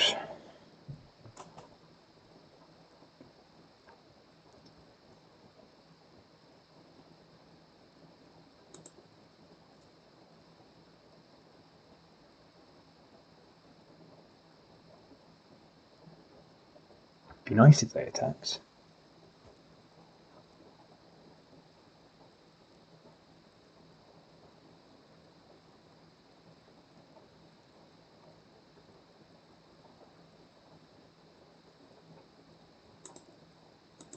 Pretty please. Oh no, I fell into the same trap that they did. This guy can't block.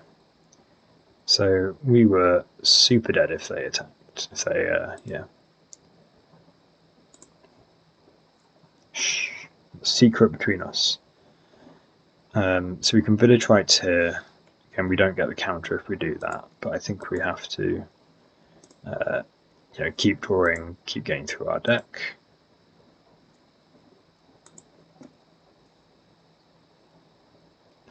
The second village right's a bit of a pain. I just had a lot of deja vu over this situation. So I'm sure I played against a deck like White Heroic in this, and it's like, well, we can't really rely on them not putting together that they can attack for all too long. I think we just play the bolt and pass. We have to hope that they miss it for one more turn.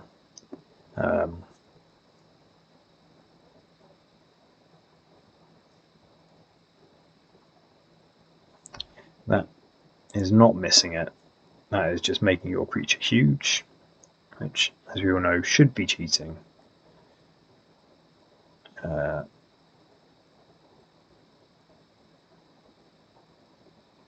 We are dead on board if they attack with both. Very thankful they don't know Carrion Feeder can't block.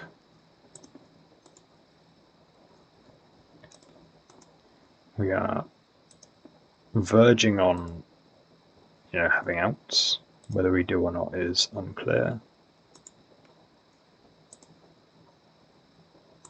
Should have kept a card in my hand. Playing the Swamp was bad.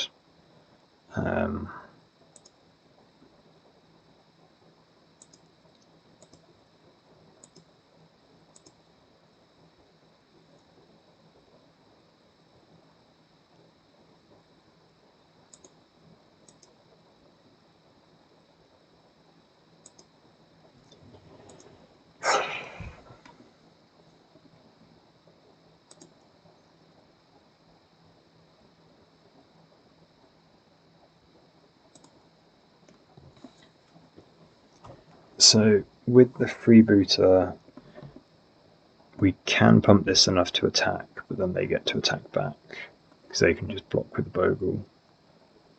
So I think we're just playing the freebooter and then using it to scry in their turn. Be nice if they just keep bricking.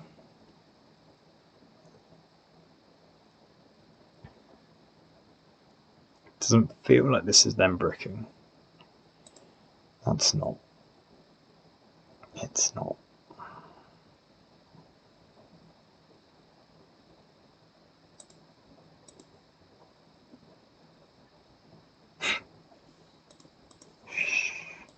Again, I'm enjoying this game. I'm gonna bottom this. All of our ways out start with like drawing Deadly Dispute into Reaping the Graves.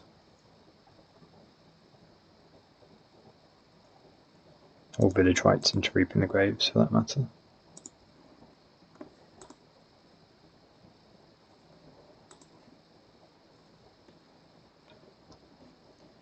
I'm going to hold the carrion feeder because of the whole needing to draw reaping the graves to get there. So we might as well have another storm count in our hand.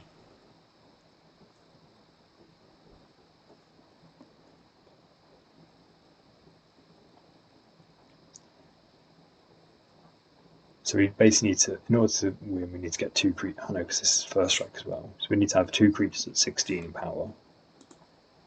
And we are 2 creatures at 12.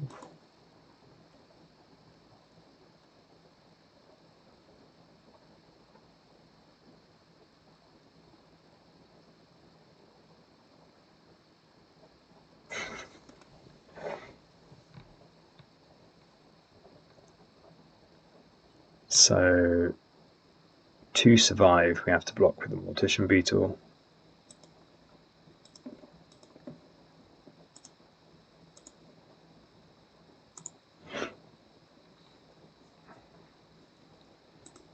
We can sack these 2 now because it just prevents damage.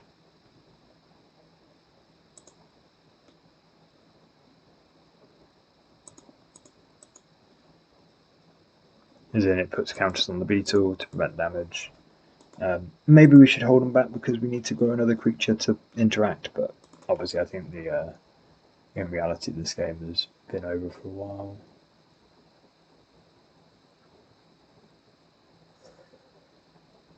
Opponent gains 30. That's good, isn't it? That's nice for them.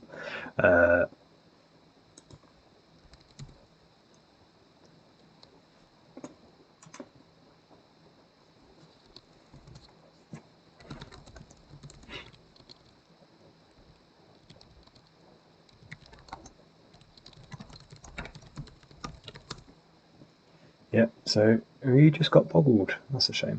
So we are on the draw in round 5.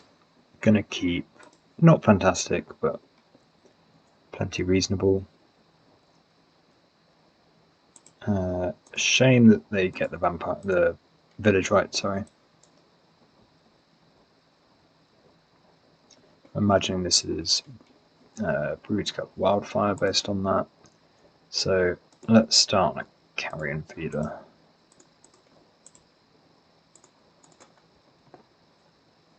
Yeah, looking like Brood Scale. Personally, if I were them, I'd probably have held that and tried to get a card out later on. But that's a nice draw. So do we just go for, what's this, 3 triggers, so 2 4/4s on turn 2? Again, it's very aggressive, but it's kind of what the hand is pushing you towards.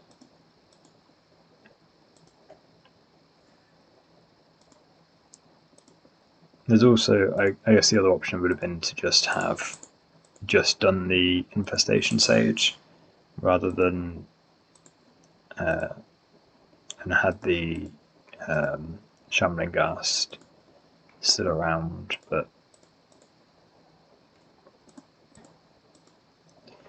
I guess on the other hand, this is kind of late at night for me, and one way or another, this plan will get the game over quicker.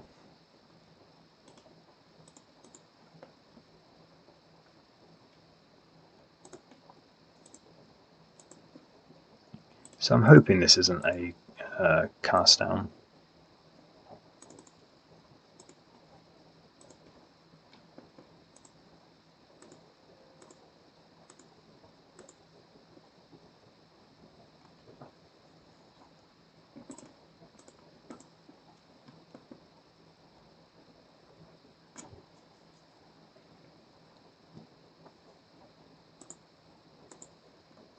So expecting they block a Deadly Dispute.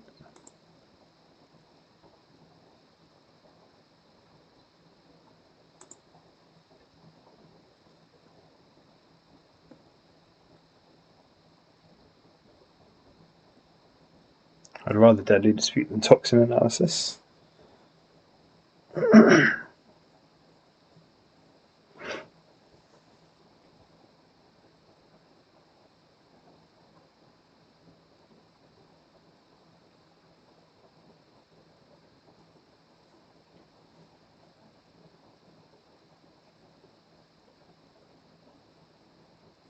Yep. So opponent's going to 3.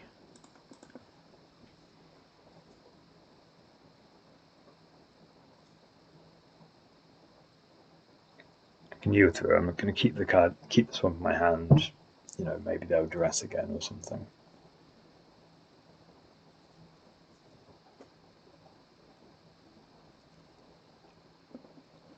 They sure have plenty of mana.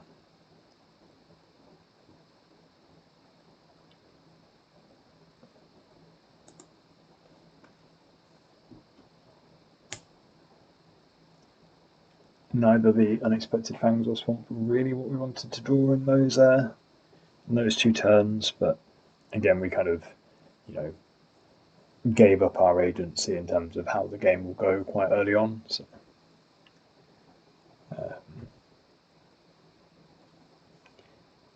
the sacking the Shambling Ghast was, what, 2 points of damage.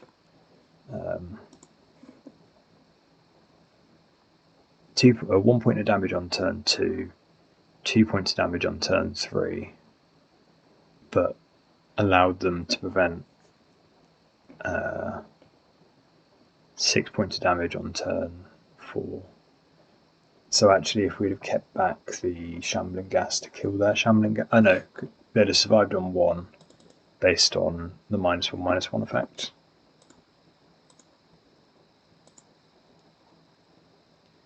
Okay, so we go to our turn. This looks to me like Adapt and Tamio Safekeeping.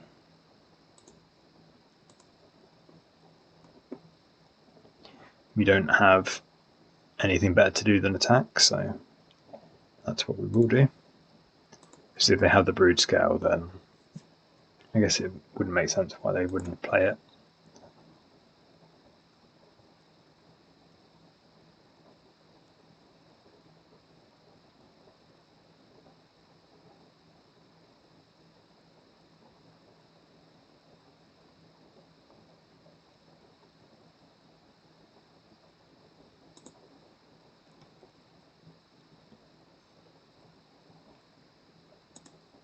Yep.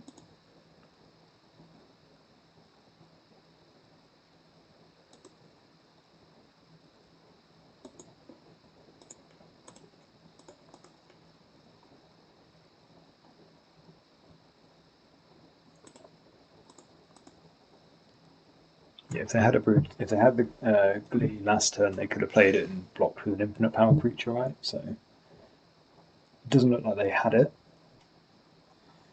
See if they drew it this turn. It's fine.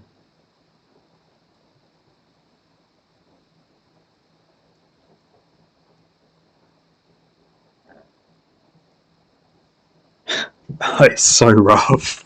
If any of these were the artifact land, for example, I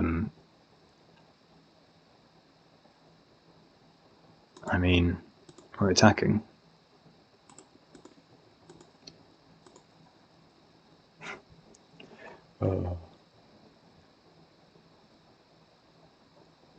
I'm not going to sacrifice here for a point of damage in case they have another safekeeping.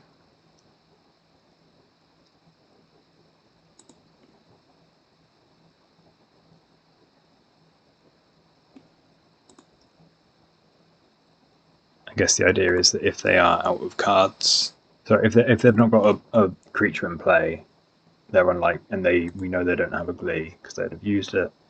So it's unlikely that they can kill me from no creature, and the likelihood of us just spewing off our guy into a safekeeping. Obviously, in this case, they didn't have it because they would have. Yeah. In this case, they didn't have the safekeeping because if they did,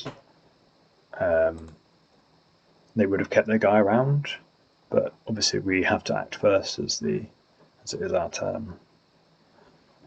So I don't think they can have anything here to keep themselves alive. Right. They get to make a land drop.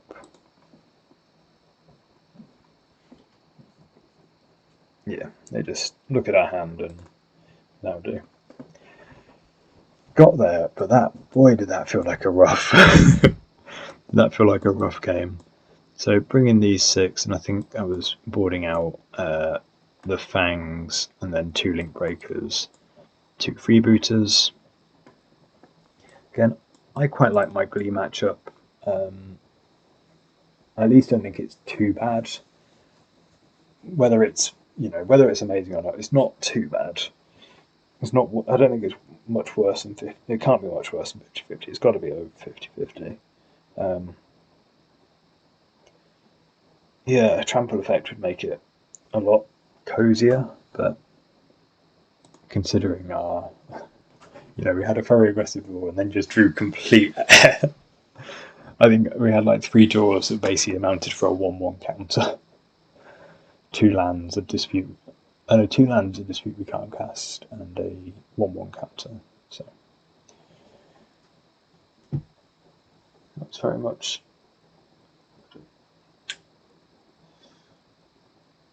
Can't keep this. Can't keep that. Can keep this. We put back.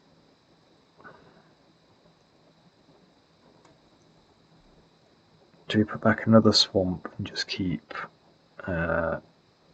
Village Rites, Mesmeric Fiend? Because we need 3 mana to do the Mesmeric Fiend combo. Do we put back the... I think 2 swamps is fine. And relying on drawing a land to be able to Fiend, but at least we've got the Mortician Beetle so we can start threatening a clock. So Beetle's quite nice in this matchup, it triggers off of their spawns.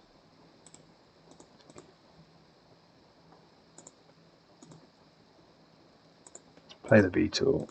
I think we're quite likely to Infestation Sage and draw 2 next turn.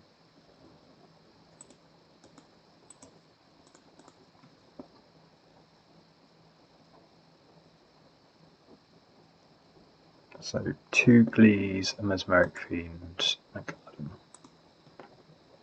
And they choose Drumroll.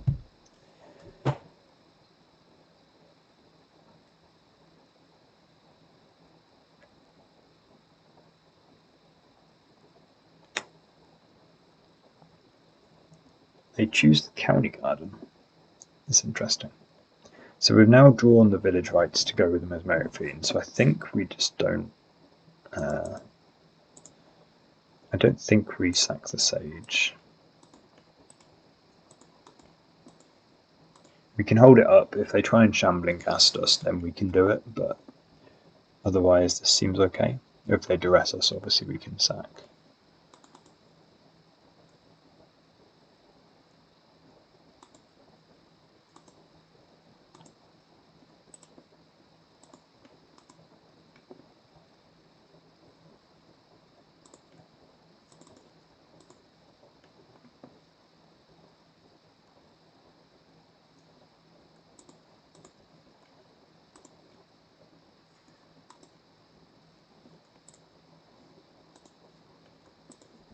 Always yes, always yield.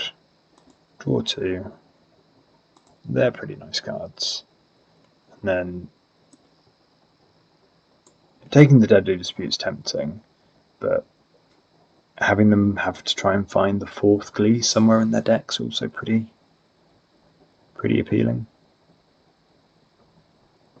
You know, the value on taking this Glee goes right up because they've put 2 in the graveyard already.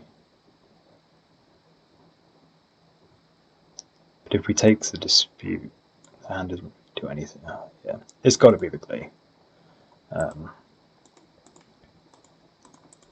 Attack for 3. Their hand is...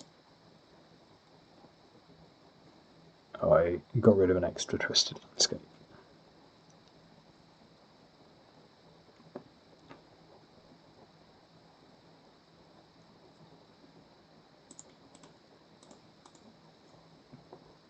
Fair Night Blade. They're holding up the dispute. So if we carry in feeder, Shambling Ghast, do we play the other feeder? Or holding it for a storm count seems weak. Let's go to combat. I don't want to Shambling Ghast down a creature they're about to sack, or they then Deadly Dispute anyway.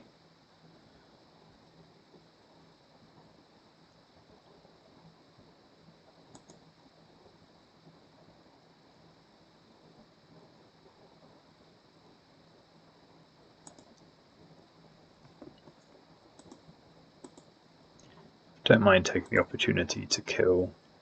I mean, the Scion token's better for them than their plant token. I could have done that before they actually. Sorry, I should have done that before they actually drew their card for the turn. Or card off the dispute.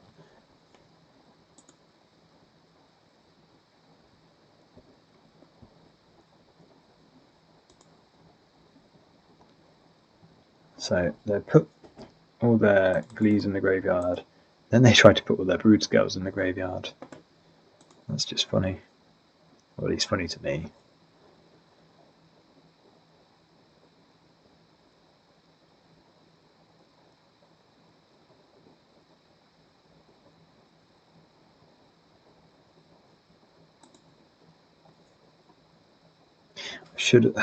Man, I'm too tired. I just clicked. I should have responded to that by sacking the Infestation Sage to keep the other feeder alive, but I missed it. Let's go to our draw step, because if we draw a creature, we kind of fix that problem, which we do. So that's nice.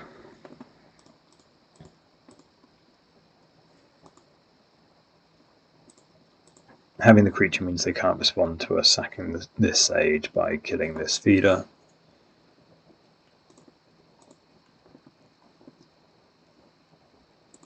Now we can attack with the boys.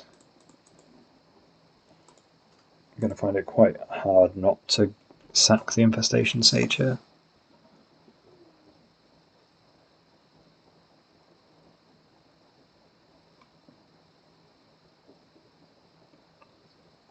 So we can sack it to pump this one. Or just go to damage. Yes, we go to damage. If they try and target the carrion feeder, then we can sack a creature.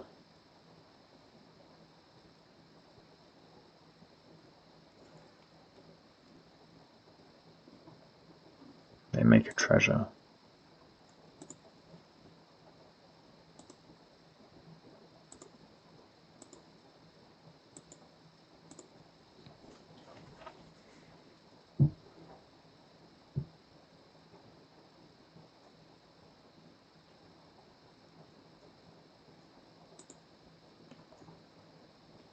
Oh, I've completely lost track of what was in their hand. They played the landscape, yeah. So these were all revealed. I think we don't know it. Maybe we know about. No, I don't think we know about the hand. If we were supposed to, I don't. I've lost track. I'm too tired.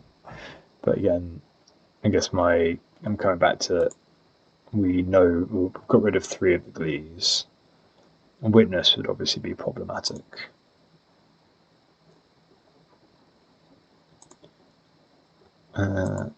I think we attack. They might well play something. If they do, we can Reaping the Graves. If not, we will probably go in their turn with it.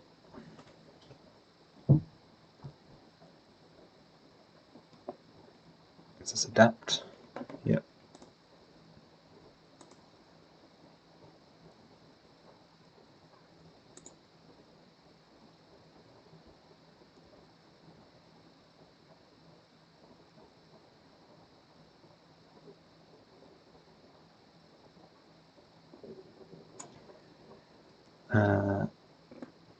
Okay.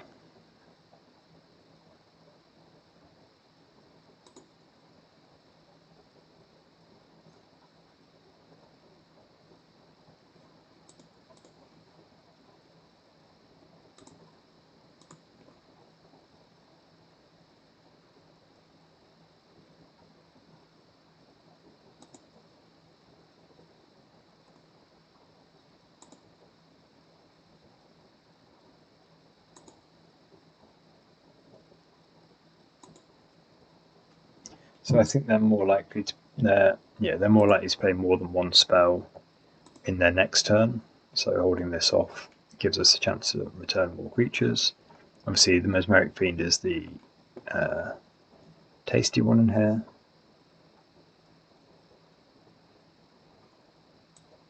So we have to respond to this. I think I'd rather have the feeder, have the second carrion feeder than have the 1/1 off this. Let's get both of our creatures above 2 toughness.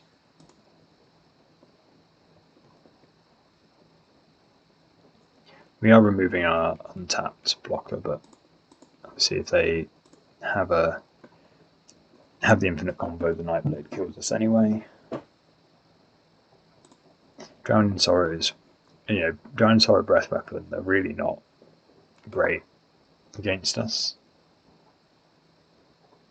We can kind of do it's really fun to play. You can stay really wide for quite a long time, but as soon as they actually, try and do one of those try and cast one of those spells, we suddenly become tall instead. And we're back. So hopefully they'll cast another spell.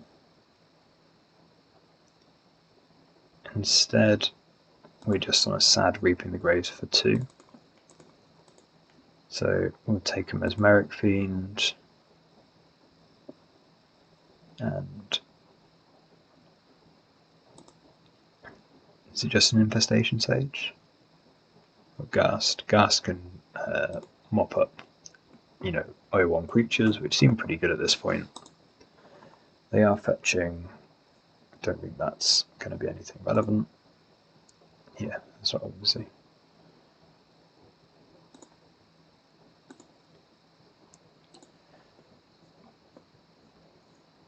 Snuff Out's pretty nice.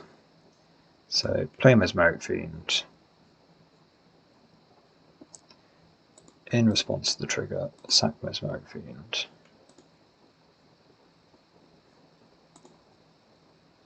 So I feel like our opponent's not drawn very well in 2 games here, but I don't think we've drawn particularly well. So I don't feel like we've cheated them too much. Okay, opponent has drawn very badly in 2 games.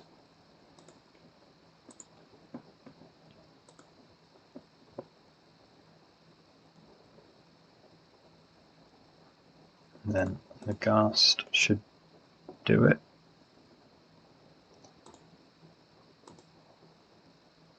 So we attack. Check they've not got any sneaky way to gain life. I don't think they do. So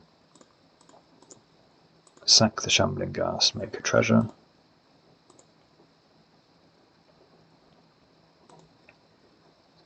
And for style points, we can sack. They've not got any tokens that can. They have no tokens that can leave the battlefield, so we can sack our 13/13 for style points. No, our 13/13, not their 1/3. Go up to 10 power. And 4/1 again. 4/1 because we got boggled. I'm fuming about that.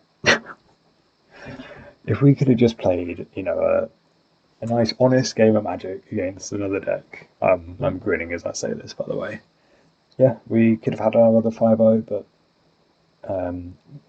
alternatively, if we sideboard, had some sideboard cards for the matchup, but there's just really not enough of it to make it worth adding sideboard cards for. Just unfortunate. Again, normally around this point say about what I change in the deck. I probably wouldn't. I really like that build of that deck. Just always fun to get some reps in on it, record a video, and hopefully people enjoy it. So with that, thanks for watching, and see you in the next one.